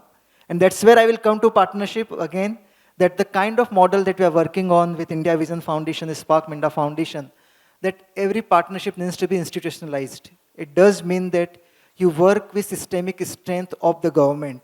Because irrespective of what your corporate capacities are, what your non-profit capacities are, if we are not leveraging the strength of the government system, we cannot achieve the scale and the kind of impact that we want to deliver. So what we are doing, especially in the context of this panel, is that we are reaching out to state-level authorities or authorities which are managing prisons. We are partnering with them and we are telling them that how trustworthy partnership we are building on the canvas, how we are bringing the funding, how we are bringing a corporate partner which is really interested to invest in a sustained program, not one-time event activity. So the program which we are building is for next 3 years in a concurrent model where we are going to prisons, we are installing sanitary vending machines, we are doing the awareness session with the prisoners who are convicted or who are under trial. It's a very sustained program on the periodic intervention. It's also part of the jail manual now in terms of how it's integrated into the requirement of the manuals checklist. Then we also do the different kind of other pre and post assessment, and we are going to release a report after this session to tell you that how this is increasing the awareness. So the idea that I'm trying to put here is that trust which is coming from the partners' capacities to deliver on the program, transparency which comes there because of the multiple partners coming on board in terms of corporate partner funding it, non-profit partner implementing it, knowledge partners coming on board. And the kind of work we have been able to deliver is a proof of concept in a couple of institutions, and now taking it to the entire state level. We are starting one program with support from Spark Minda Foundation and India Vision Foundation in Uttar Pradesh in 70 jails from next month onwards. So that's how we are looking at trust, transparency, and accountability, that someone needs to take the onus of delivering things there. It's very crucial. Thank you very much, Bhaumik. Election का माहौल है, कई बार सुनने को मिलता है news में शुरुआती रुझान, तो उत्तर प्रदेश में अब हम जाने वाले हैं, कैसा है शुरुआती रुझान सरकार का? I will not comment on anything. I will directly go on program. I know Praveen wants to ask me about the program, so nothing political. So the way we are getting the response in couple of things which have happened in Uttarakhand and Delhi, even Tihar jail itself, this is very encouraging for us to know that there is a lot of interest and there is a point where they know that there is something wrong with what they are practicing, or whether they don't have access to the facilities which are required for them for better hygiene. नहीं, मेरा सवाल खास करके menstrual hygiene management को लेकर के था. Okay, I'm coming to that. मुझे वहाँ के राजनीतिक स्थिति से ज़्यादा लेना देना नहीं है. मुझे संदीप जी दोबारा बुलाएंगे भी नहीं यदि मैं यहाँ राजनीति की चर्चा करने लगूँ तो. So yes, exactly to that point. So we all know that how things work in prison, and we know that government has scanty resources. So sometimes even government is willing to do, administration is willing to do some intervention. There is a lack of funding which doesn't allow them to do the intervention. That's where the role of CSR, corporate and philanthropic partners comes in to design programs which are very sensitive to this kind of things. And it doesn't require a lot of funding. I have been in CSR segment for last 10 years, deal with many boardrooms for strategic planning. Simply what is required is the change of mindset at the boardroom level. How do you set the narrative? And thanks to Spark Minda Foundation, Sarika ji, thanks a lot for taking this initiative. I will take 10 seconds extra, but I really want to put this. MHM is not a program which requires very, very hardcore funding. It requires more of a MHM or adolescent health or even women-sensitive projects. Even if you are doing an education program at the institutional level in schools, or even you are doing a core healthcare program, you can include the subsidiary element of MHM in those programs. We do large-scale program on MHM for adolescent health in schools in Nandurbar and a couple of other districts. And it's not a core MHM program. It's a nutrition-related program. It's about leadership in the girls program. But we have integrated a module of MHM in the entire leadership for women or for girls. And now these girls are becoming the advocate at the local village level to talk to the other peer group. They are now going to Anganwadis, they are now going to the health centers and talking about issues that they have. So that's how it's all about creating a sensitive program which can account for MHM. You don't need an exclusive program. Thank you very much Bhaumik. इसके साथ हम लोग सरकार की बात कर रहे थे और किसी भी कार्यक्रम को करने के लिए सरकार को आना होता है, सरकार को सपोर्ट करना पड़ता है, तभी वो कार्यक्रम कार्यान्वित होता है। श्री जयशंकर चिल्लर जी हमारे बीच मौजूद हैं। Is the superintendent, x superintendent from Gurgaon prison. Sir, हमने ये कार्यक्रम आपके प्रिजन में किया, आपका अनुभव कैसा रहा? आपको क्या लगता है इस कार्यक्रम की आवश्यकता है? इस तरीके के कार्यक्रम बाकी प्रिजन्स में भी होने चाहिए? आपकी सोच इस बारे में। प्रोजेक्ट शक्ति अपने आप में एक बहुत अनूठा कार्यक्रम है। इस कार्यक्रम से पहले हरियाणा की जेलों के अंदर एक गुड़गांव जेल के अंदर हमने सैनिटरी नैपकिन तैयार करने के लिए इंडिया विजन फाउंडेशन की मदद से एक मशीन लगाई हुई थी। महिला वार्ड के अंदर महिलाओं के द्वारा ही स्वयं सैनिटरी नैपकिन तैयार किए जाते थे और उन सैनिटरी नैपकिन्स को हम पूरे हरियाणा की सभी जेलों के अंदर फ्री ऑफ कॉस्ट सप्लाई करते थे। उसके बाद एक मूवी आई थी, आपको पता होगा कि पैडमैन, जो मेंस्ट्रुअल हाइजीन के ऊपर बहुत ज़्यादा उसने हाईलाइट किया था। तो उसमें जब उसका प्रमोशन के लिए जब अक्षय कुमार जी आए थे दिल्ली के अंदर, तो उन्होंने जो है मुझे और इंडिया विजन फाउंडेशन की डायरेक्टर मोनिका धवन जी को दोनों को बुलाया और हमारे इस प्रोजेक्ट को जो है काफ़ी अप्रिशिएट किया और हमें इनकरेज किया कि इस प्रोजेक्ट को जो है और ज़्यादा जो है आगे बढ़ाया जाए। तो इंडिया विजन फाउंडेशन ने अपने को पार्टनर स्पार्क मिंडा फाउंडेशन की सहायता से जेलों के अंदर एक प्रोजेक्ट शक्ति लाने का काम किया, जिससे ये जो प्रोजेक्ट है और ज़्यादा शक्तिशाली रूप से उभर कर आया। इसके अंदर जो sanitary napkin vending machines female wards के अंदर एक इजीली एक्सेसिबल प्लेस के ऊपर इंस्टॉल की गई, ताकि कोई भी फीमेल इनमेट किसी भी time round the clock 24/7 when ever they need वो जो है सैनिटरी नैपकिन प्राप्त कर सकती थी। और जो है उसको यूज्ड जो सैनिटरी नैपकिन है उनको डिस्ट्रॉय करने के लिए इंसिनरेटर्स इंस्टॉल किए गए, ताकि जो बैरक्स के अंदर जो हेल्दी और हाइजीनिक कंडीशंस जो है मेंटेन रह सकें। इससे पहले जो डस्टबिन्स के अंदर जो यूज्ड पैड्स हैं उनको डाल दिया जाता था, कई बार जो है वॉशरूम्स के अंदर छोड़ दिया जाता था। हमें जो है सीवरेज ब्लॉकेज वगैरह की भी जो समस्याएं आती थी, तो वो जो समस्याएं हैं वो ख़त्म हुई और एक हेल्दी एनवायरनमेंट जो है फीमेल वार्ड के अंदर जो है हम महसूस करने लगे। और इसके साथ साथ जो supply of the sanitary napkin भी जो है बिल्कुल कंटिन्यूसली और रेगुलरली जो है इंश्योर किया गया। और उसके बाद जो सबसे इम्पोर्टेंट जो चीज़ थी वो थी मेंस्ट्रुअल हाइजीन मैनेजमेंट सिस्टम के लिए अवेयर करना फीमेल्स को, क्योंकि जो हमारे यहाँ जो फीमेल्स आती हैं जो एज ए इनमेट, वो जो सोसाइटी के अंदर अलग अलग स्ट्रेटा से आती हैं, कुछ झुग्गी झोपड़ियों से भी आती हैं, कुछ जो है स्लम एरिया से भी आती हैं, गांव से भी आती हैं, इलिटरेट भी होती हैं, लिटरेट भी होती हैं। तो सभी तरह की जो लेडीज़ हैं वो different social stigma and taboos के साथ जो है वो आती थी। तो उनके लिए एक अवेयरनेस सेशंस और वर्कशॉप ऑर्गेनाइज करना भी बहुत ज़रूरी था। तो इन दोनों फाउंडेशंस ने CSR बॉक्स की मार्फत जो उनको एजुकेट करने का जो कार्य है किया, ताकि वुमेन्स जो एक साइलेंस ब्रेक करने का काम जो है उन्होंने किया, और उनके साथ एक ग्रुप डिस्कशंस हुआ ताकि लेडीज अपनी खुल के अपनी प्रॉब्लम्स जो है रख सकें, और वो जो प्रॉब्लम्स जब रखनी शुरू हुई तो उनका समाधान भी हुआ. Now the womens inside the prisons they are more satisfied with the collaborative approach of the India Vision Foundation, Spark Minda and CSR Box. ये प्रोग्राम वास्तव में बहुत ही अनुकरणीय है और हरियाणा की सभी जेलों में तो आज के दिन कार्यरत है ही है, और जहां भी ये और बाकी देश की सभी जेलों के अंदर भी इसको जो है इम्प्लीमेंट करने की आवश्यकता है. Thank you. बहुत बहुत धन्यवाद sir. We heard from the horse's mouth that how this program is benefiting the women inside the prison, and there's a need to scale it up. मैं समाप्ति की ओर हूँ, मुझे इंस्ट्रक्शन है इस पैनल को क्लोज करने का, but I would like to take some final remarks. I'd like to come back to you, ma'am. What should be our vision to take this program further?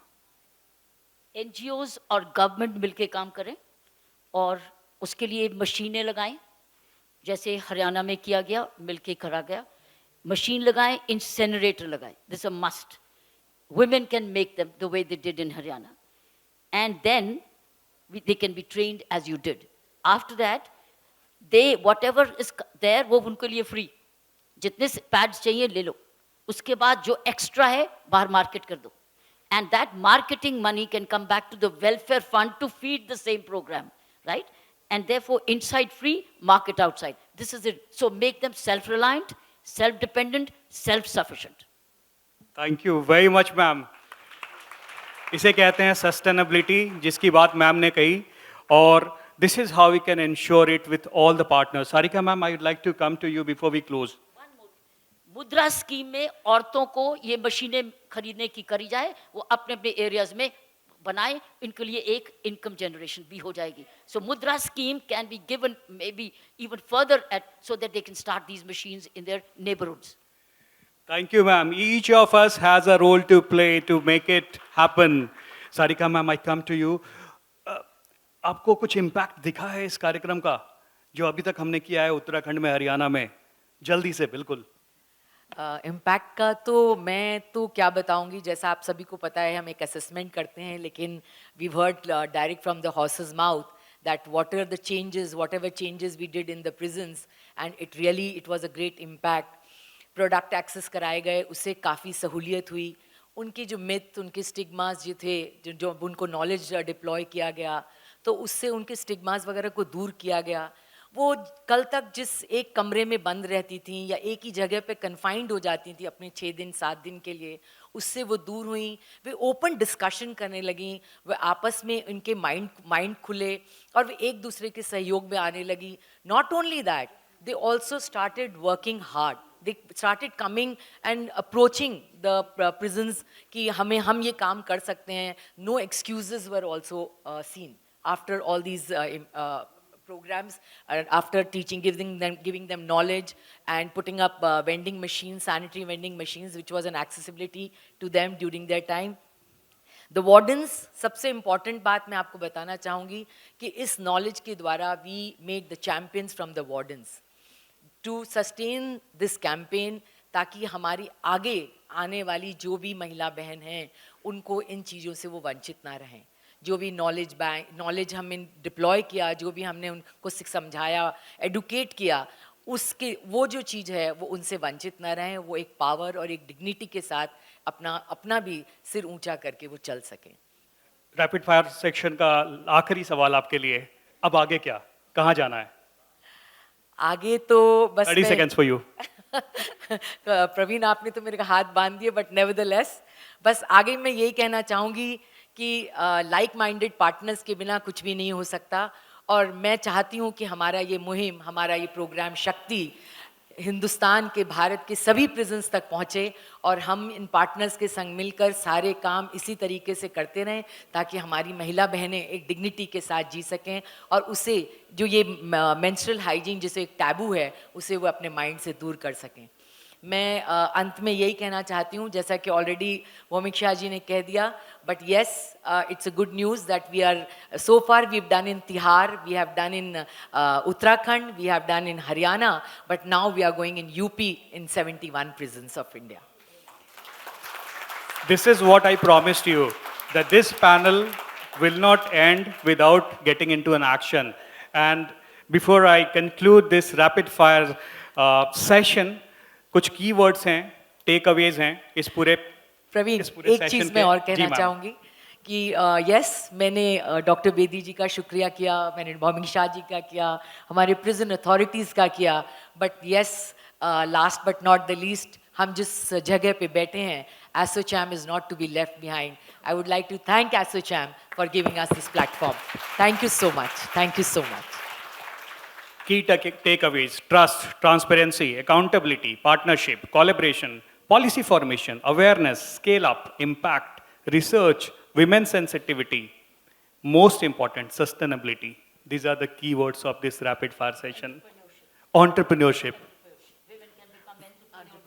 Absolutely. So with that, I stop here this rapid fire panel, and we have this official announcement about the UP thing. Over to you, Anisha. Thank you. Please first give a huge round of applause to all our speakers on stage. Thank you so much for coming here. Every ending is a new beginning. This session will witness the beginning of a new partnership. For this glorious announcement, we are privileged to have Dr. Kiran Bedi to do the honors. We are honored to announce the expansion of Project Shakti, a campaign on strengthening menstrual hygiene management to 71 prisons across Uttar Pradesh. This initiative aims to educate, raise awareness, and empower approximately 5,000 plus women inmates. Through this campaign, we strive to provide essential knowledge and support for menstrual health. Kindly join us in making this a significant impact on the lives of women. I would now like to invite Dr. Kiran Bedi to do the honors of the remarkable video showcase to commemorate the launch.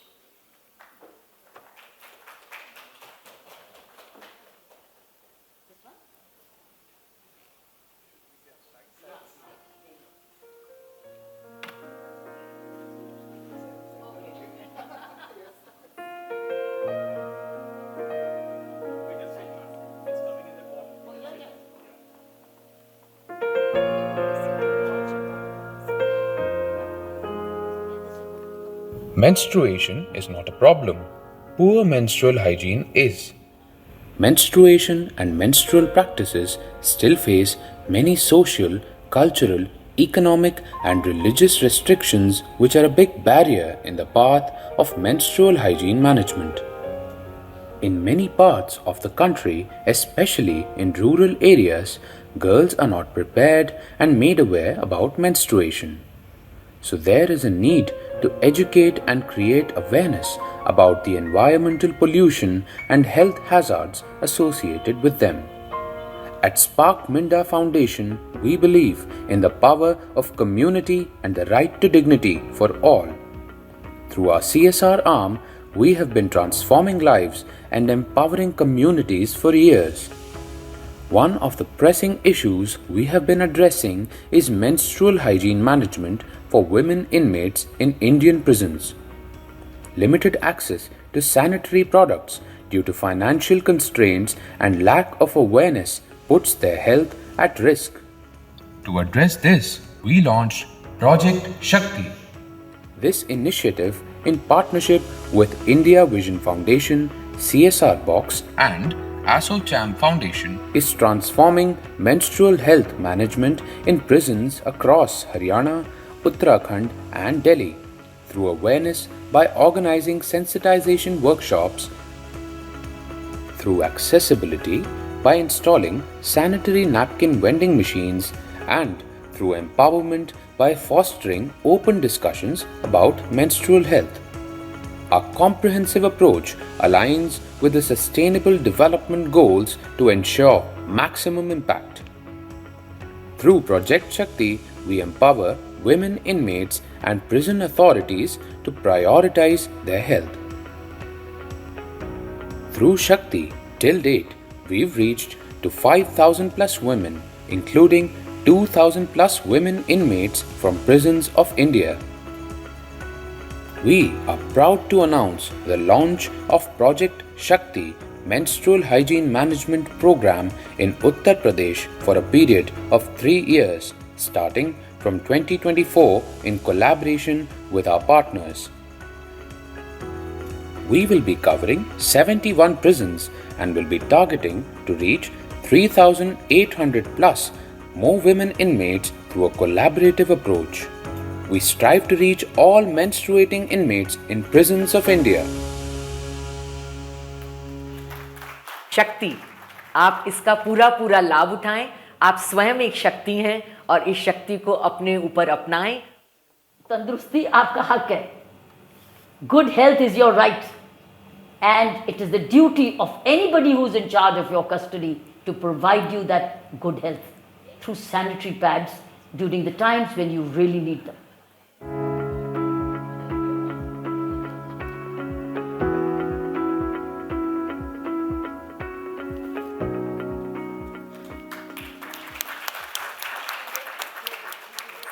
All the very best to Project Shakti. I would now like to request Mr. Anil Rajput, Chairperson, ASSOCHAM CSR Council and President, Corporate Affairs ITC, to please come on stage and present our speakers with mementos. Thank you so much for coming here and sharing with us your experiences and your expectations on menstrual hygiene management in prisons of our country. So I request you to please present a memento to Dr. Kiran Bedi, former Lieutenant Governor of Puducherry and founder, India Vision Foundation. Thank you, ma'am, for coming here and sharing your experiences with women inmates and menstrual hygiene. A memento for Mr. Praveen Karn.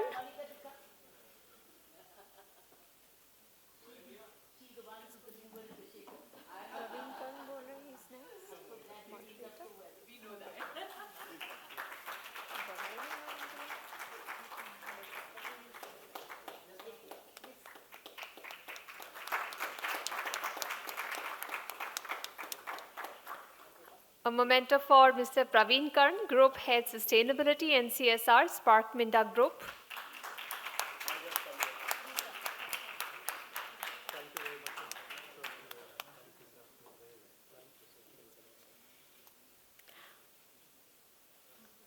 A memento for Mr. Jay Kishan Chiller, former Superintendent, Prison, Haryana.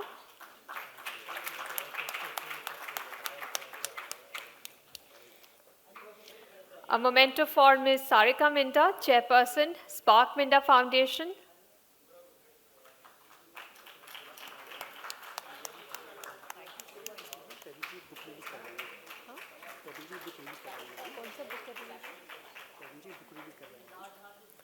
And a memento for Mr. Bhomik Shah, founder and CEO, CSR Box.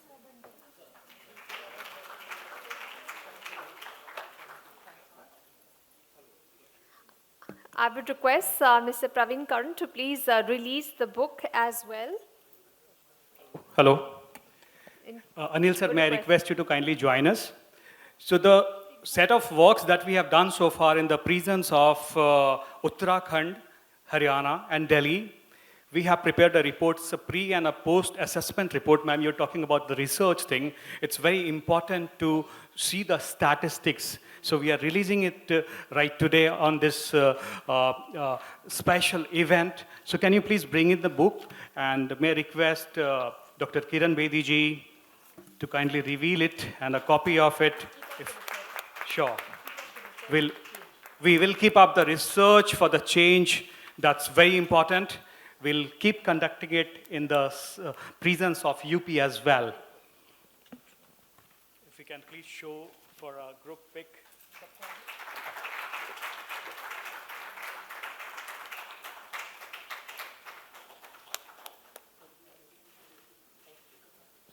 Thank you very much, everybody.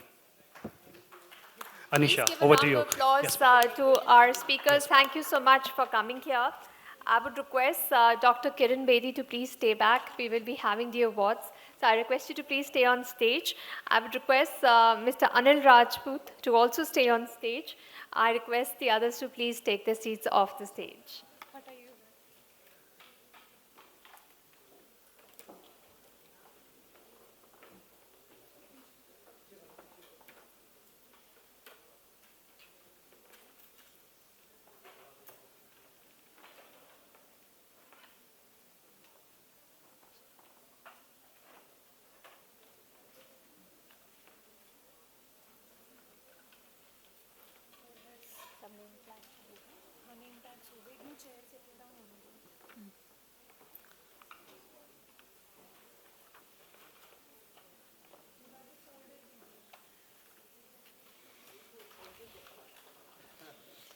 I would now request our other dignitaries for the award ceremony to please come on stage.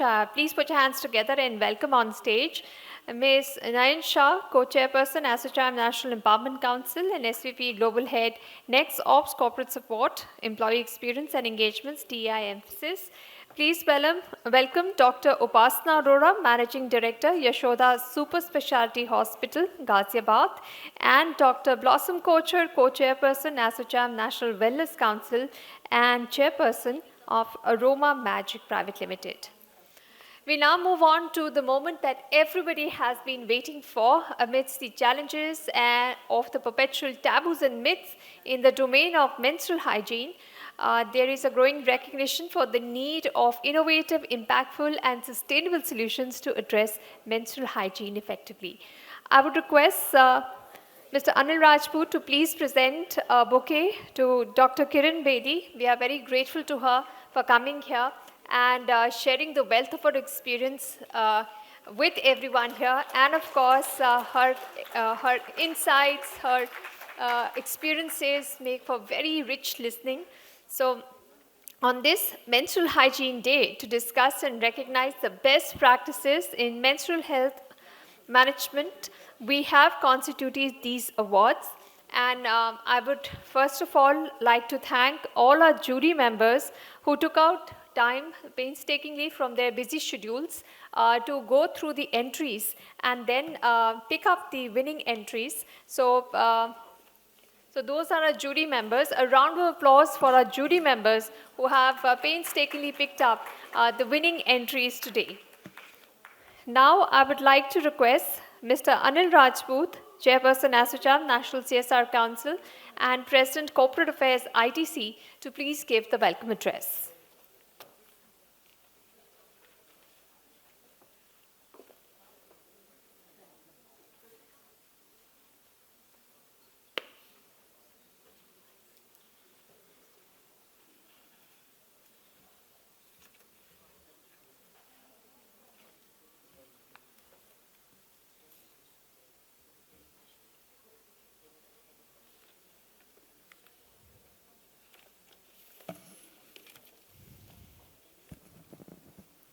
Dr. Kiran Bedi, former Lieutenant Governor, Puducherry, and founder, India Vision Foundation. Ms. Nayan Shah, Co-Chairperson, ASSOCHAM National Empowerment Council. Dr. Upasana Arora, Managing Director, Yashoda Super Specialty Hospital. Dr. Blossom Kocher, Co-Chairperson, ASSOCHAM National Wellness Council. Distinguished participants and friends from media, good afternoon. It is my privilege and honor to be here to welcome all of you. Let me say that we couldn't have had a better ambassador for this session than Dr. Kiran Bedi, the first woman of India to join officer rank of the Indian Police Service. She was the first one shattering the glass ceiling and showing the way to millions of women that nothing is beyond their reach.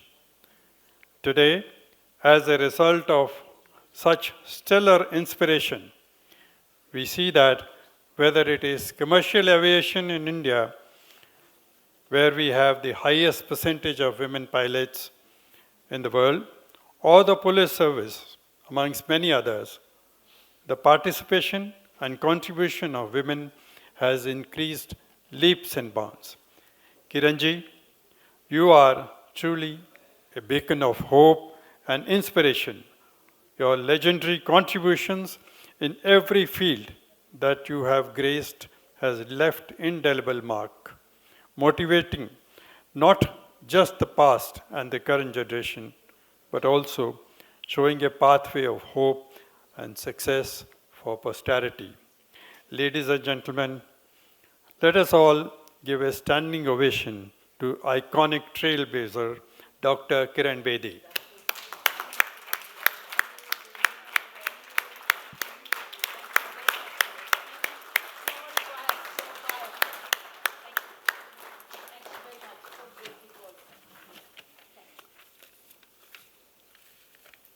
After a very engaging and productive morning session on this important menstrual hygiene day, and after discussions on best practices in menstrual hygiene management, it is now time for the award ceremony. Today marks the third Menstrual Hygiene Management Conference-cum-Awards 2024 under the theme Menstrual Hygiene for Healthier Tomorrow, Innovation, Impact, and Sustainability. The awards category include the most innovative product in menstrual hygiene, maximum impact by a CSR initiative in menstrual hygiene corporate and public sector undertakings, maximum impact by CSR initiative in menstrual hygiene, implementing agency and NGOs, MHM Champion of the Year, individuals from organizations.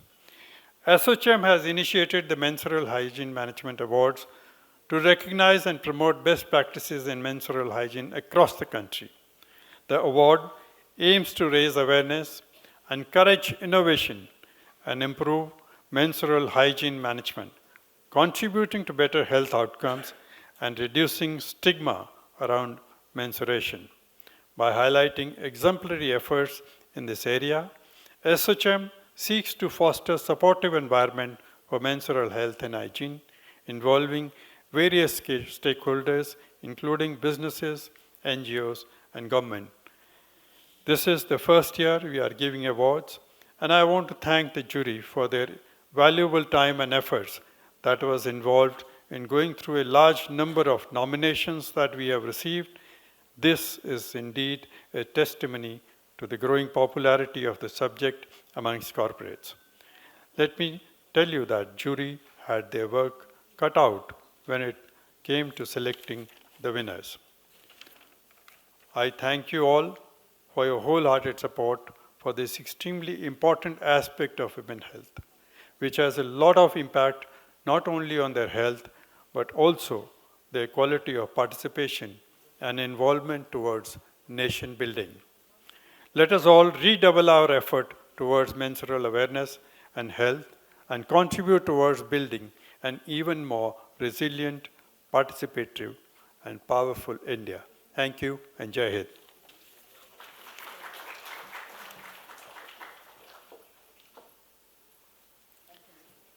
Thank you, sir. I would now request Ms. Nancha, Co-Chairperson, ASSOCHAM National Empowerment Council, and SVP Global Head, Next Ops Corporate Support, Employee Experience and Engagement DEI Emphasis, to please address the audience. Please put your hands together for Ms. Shah.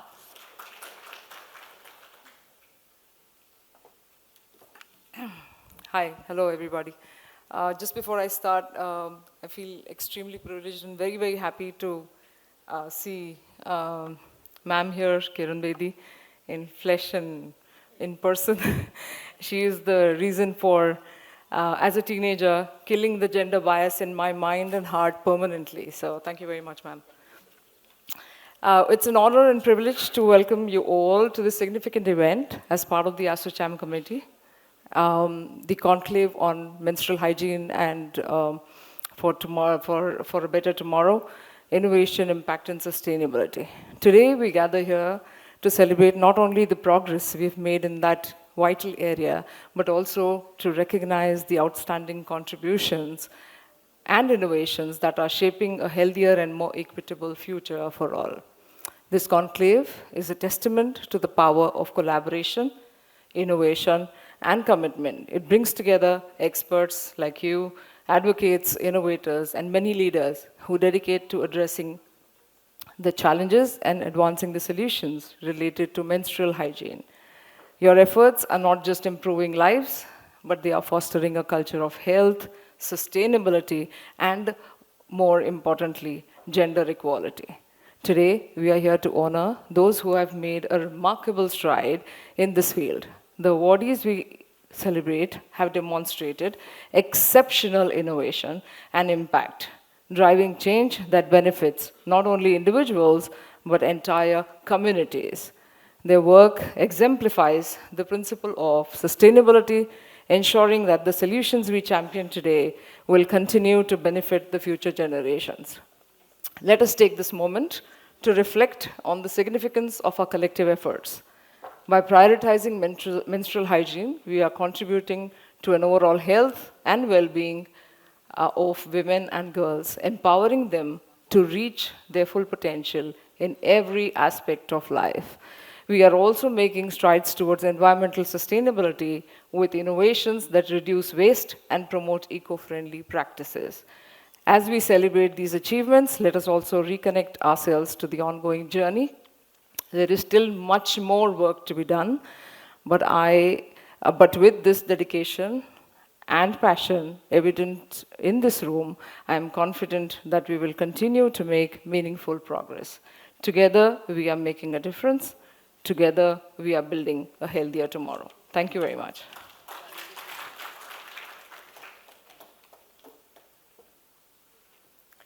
I would now like to invite on the podium Dr. Upasana Arora, Managing Director, Yashoda Super Specialty Hospital, Ghaziabad.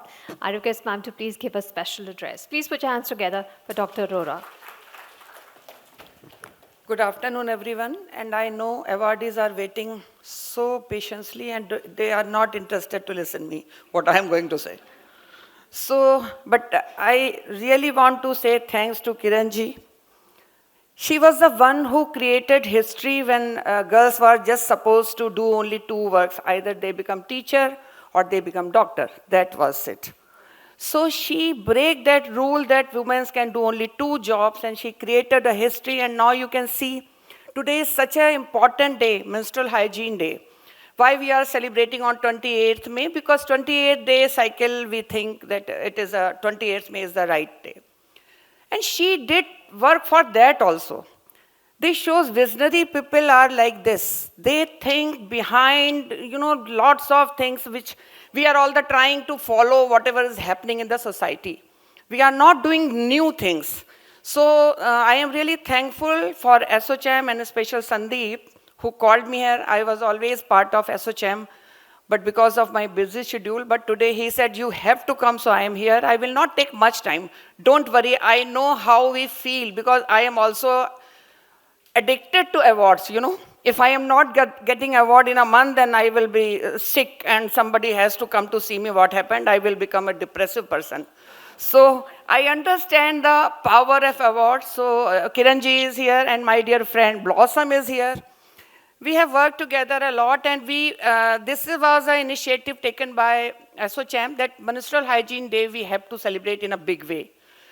So everybody talked so much, especially doctors were here, and they talked about how we can, affected by if we are not taking care of our hygiene. So thanks a lot, and with these words, I am going to stop. Because I know no one is interested. Oh, madam, सुबह से सुन रहे हैं, थक गए. हाँ, हमें सब पता है. आप please award दो, उसके बाद खाना खाएं. So I don't want to come in between. Thank you so much. Thanks, everybody.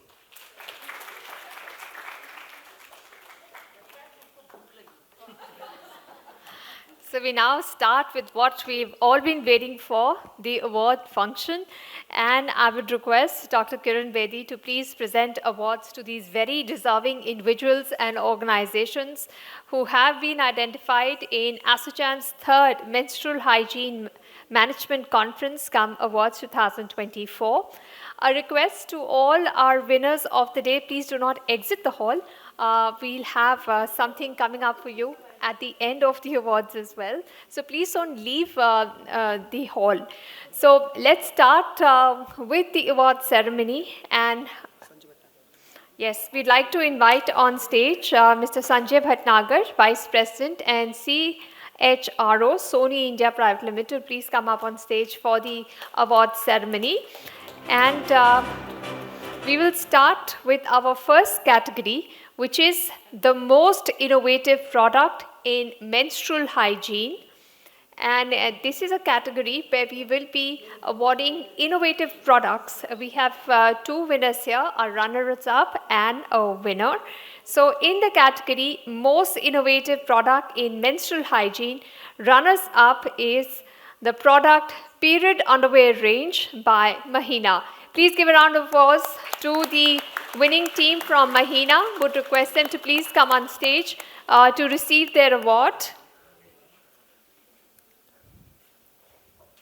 And this is the runners-up in the most innovative product in menstrual hygienic period underwear range.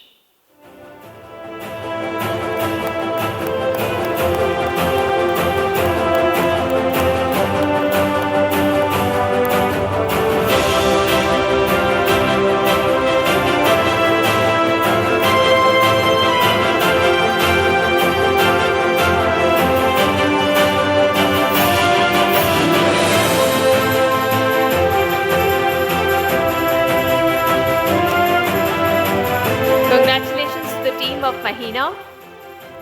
We now move on to the winner of the most innovative product in menstrual hygiene, and the winner is for the product Navya, first menstruators kit, and the team is Center for Catalyzing Change C3.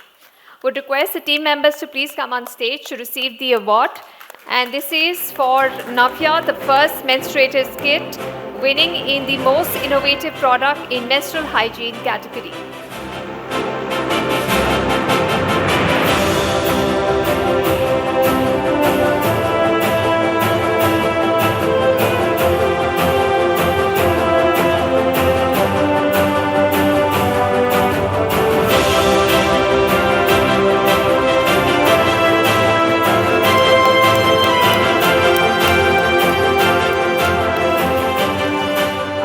Category is Maximum Impact by a CSR Initiative in Menstrual Hygiene Corporate PSUs. Here the second runner-up is Unicharm India Private Limited. Please give a round of applause to the second runners-up, Unicharm India Private Limited. I would request their team members to please come on stage to receive the award.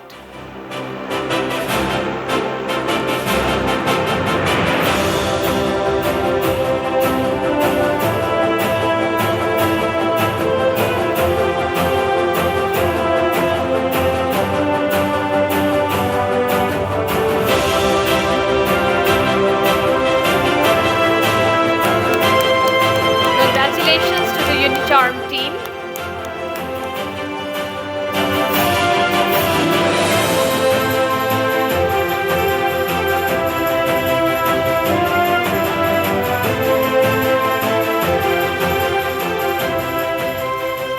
We now move on to the first runners-up in the Maximum Impact by CSR Initiative in Menstrual Hygiene category, and the first runners-up is Havells India.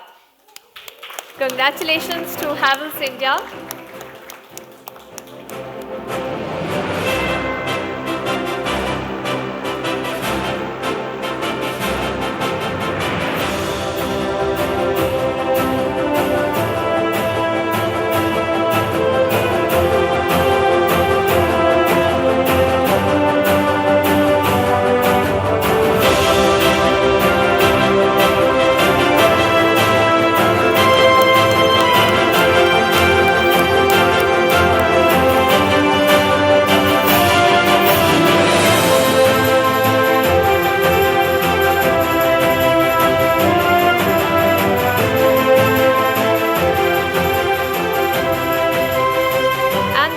winner in the category Maximum Impact by CSR Initiative in Menstrual Hygiene goes to Bharat Aluminium Company Limited, Balco. Please give a round of applause to the team of Balco, the winner in this category. I request the team members to please come on stage to receive the award.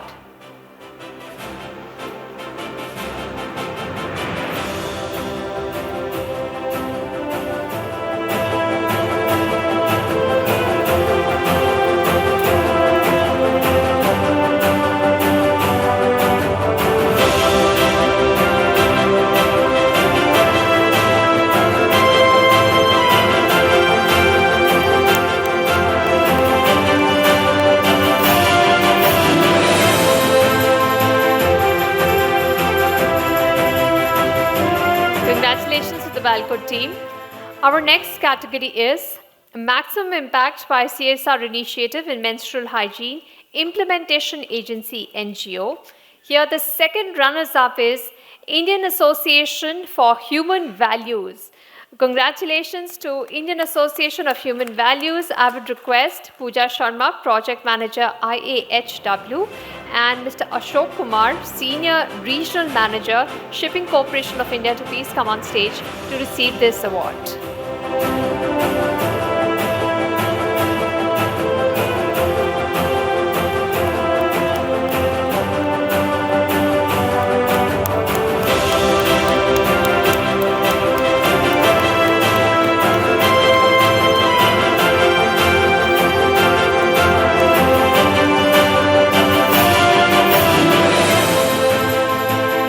Congratulations.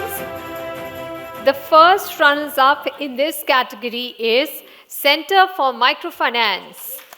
Congratulations to the team of Center for Microfinance. I request the team members to come up on stage to receive the award.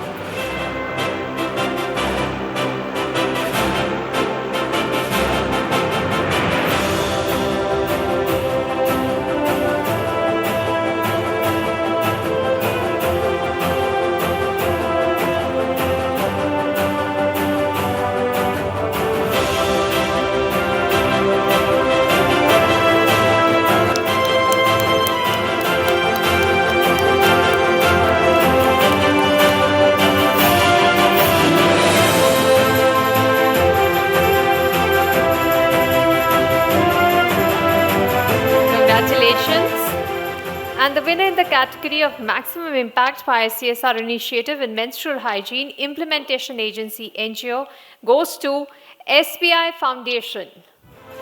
The winners in this category, please give them a round of applause.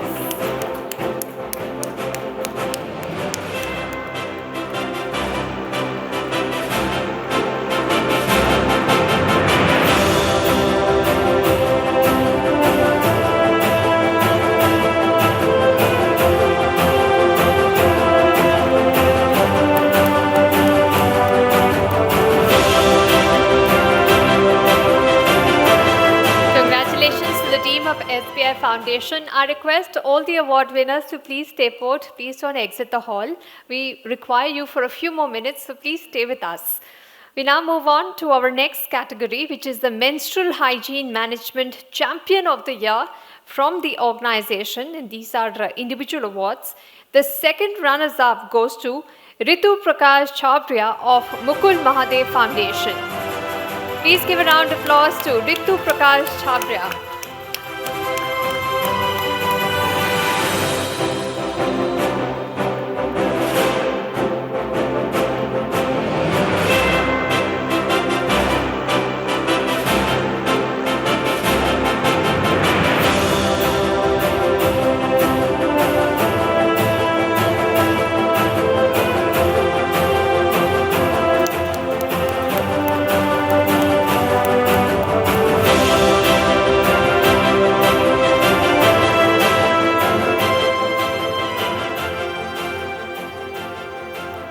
First runners-up in this category, Menstrual Hygiene Management Champion of the Year, is Aradhana Rai Gupta of Project Bala. Please give a round of applause to Aradhana Rai Gupta, requested to please come up on stage to receive her award.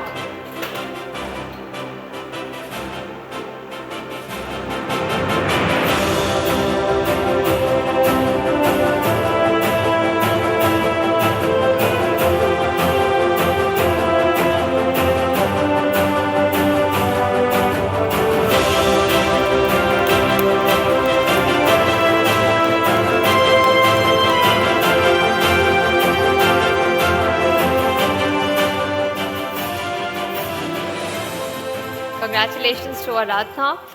And the winner in the Menstrual Hygiene Management Champion of the Year is Advaisha Birla of Ujas.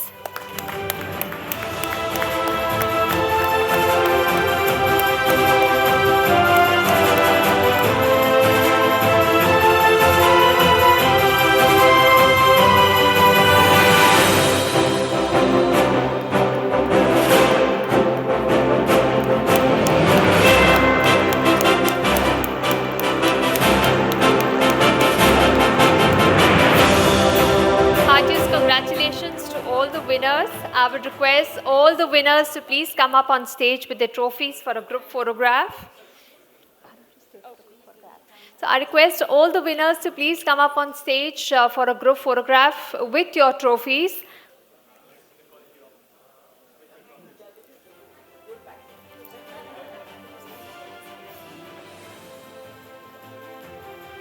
I would also like to invite on stage Ms. Nisha Gulati, Vice President, Business Growth, Mahine.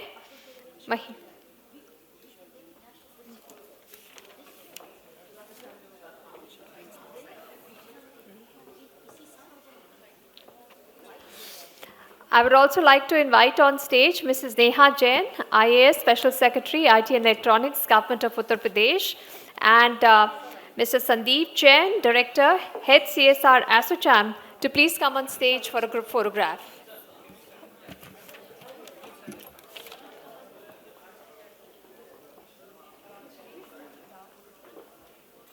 Come, you step down, Arab.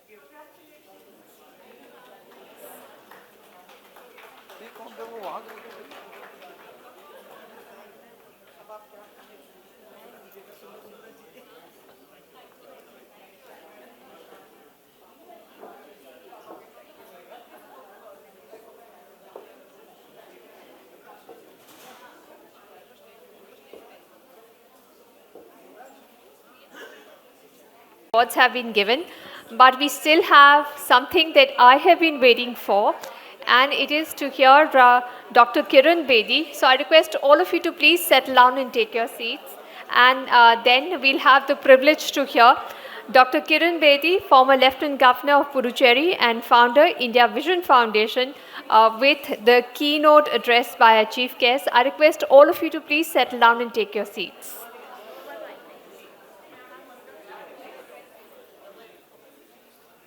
Please give a huge round of applause to Dr. Kiran Bedi, former Lieutenant Governor of Puducherry and founder, India Vision Foundation.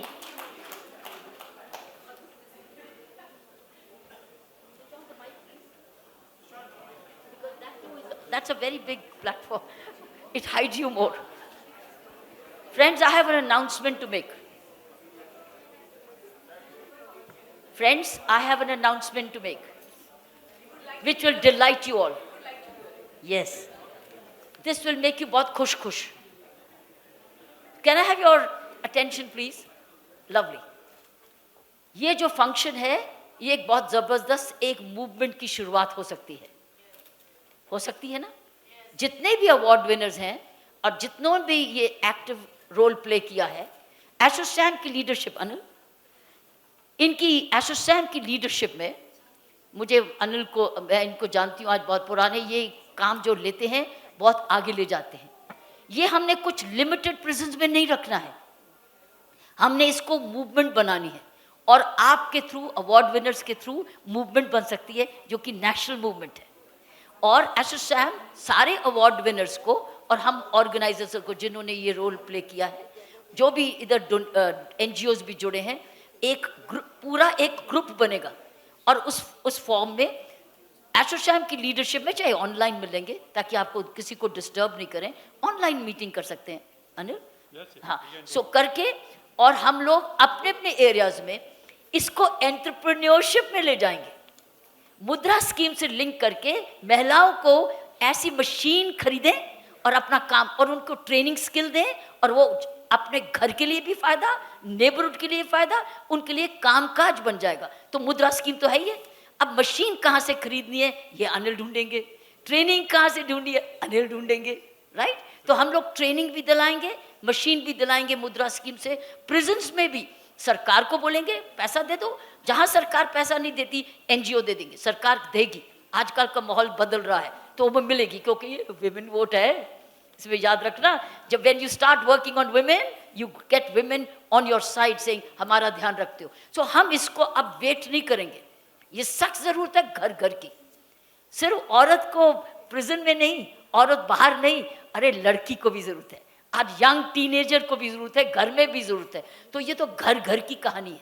So we need, that means neighbourhoods में ये मशीनें बिके, बने, और ये सामान बने, cottage industry जैसे, उनके लिए भी इनकम जनरेशन हो, और घर में। So we will all now come together, all organisers and the winners of this award, under the ASSOCHAM leadership, to make this into a national movement and into an entrepreneurship for women. Thank you. We are all with you from ASSOCHAM on this endeavor. Thank you very much. That's it. So why should we leave it to this hard work? This hard work has to have a link with a larger cause, which is national. And you got all of you there. You got the Birlas, young girl from Birlas. So we got all the high profiles. You got the Sonys. We got the who's who's. We got the SBI too. And all those who have brilliantly done. We should not lose this momentum. तो आप जहाँ जहाँ area है, अपना अपना area सोच लो कि हमने वहाँ क्या क्या करना है।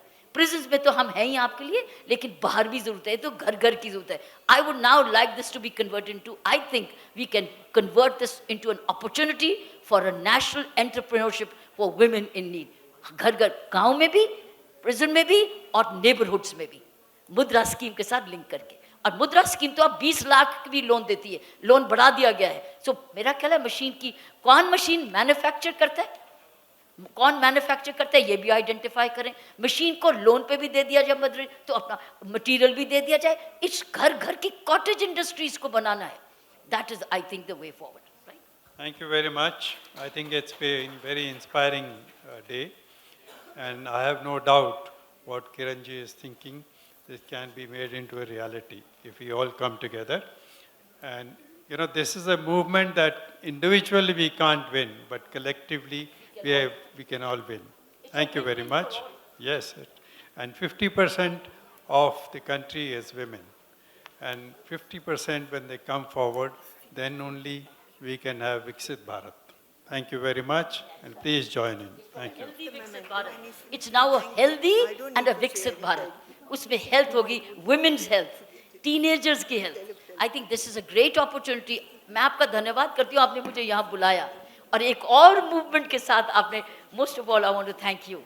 You've been always wonderful. I want to thank you because you came to my office and Monica brought you, and we met since then, sir. Thank you so much, sir. Very nice of you that you made this.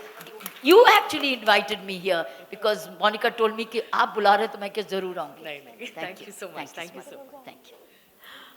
I would request Mr. Rajput to please present Dr. Kiran Bedi with a memento.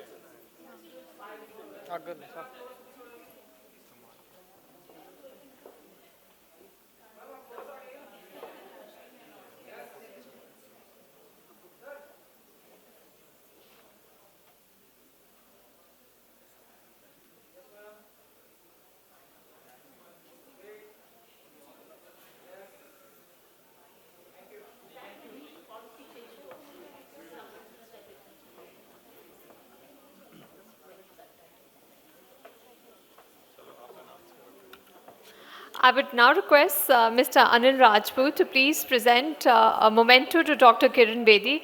Thank you, ma'am, for coming here and sharing the wealth of your knowledge with everyone.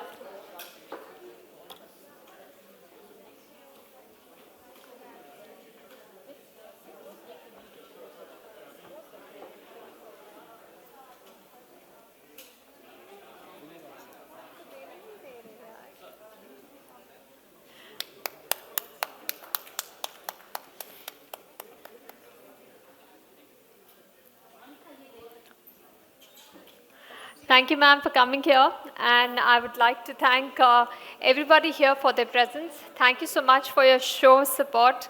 And from here on, the awareness about menstrual hygiene management shall only increase. And we all hope that there'll be greater access, affordability, and awareness about this amongst all women in our country.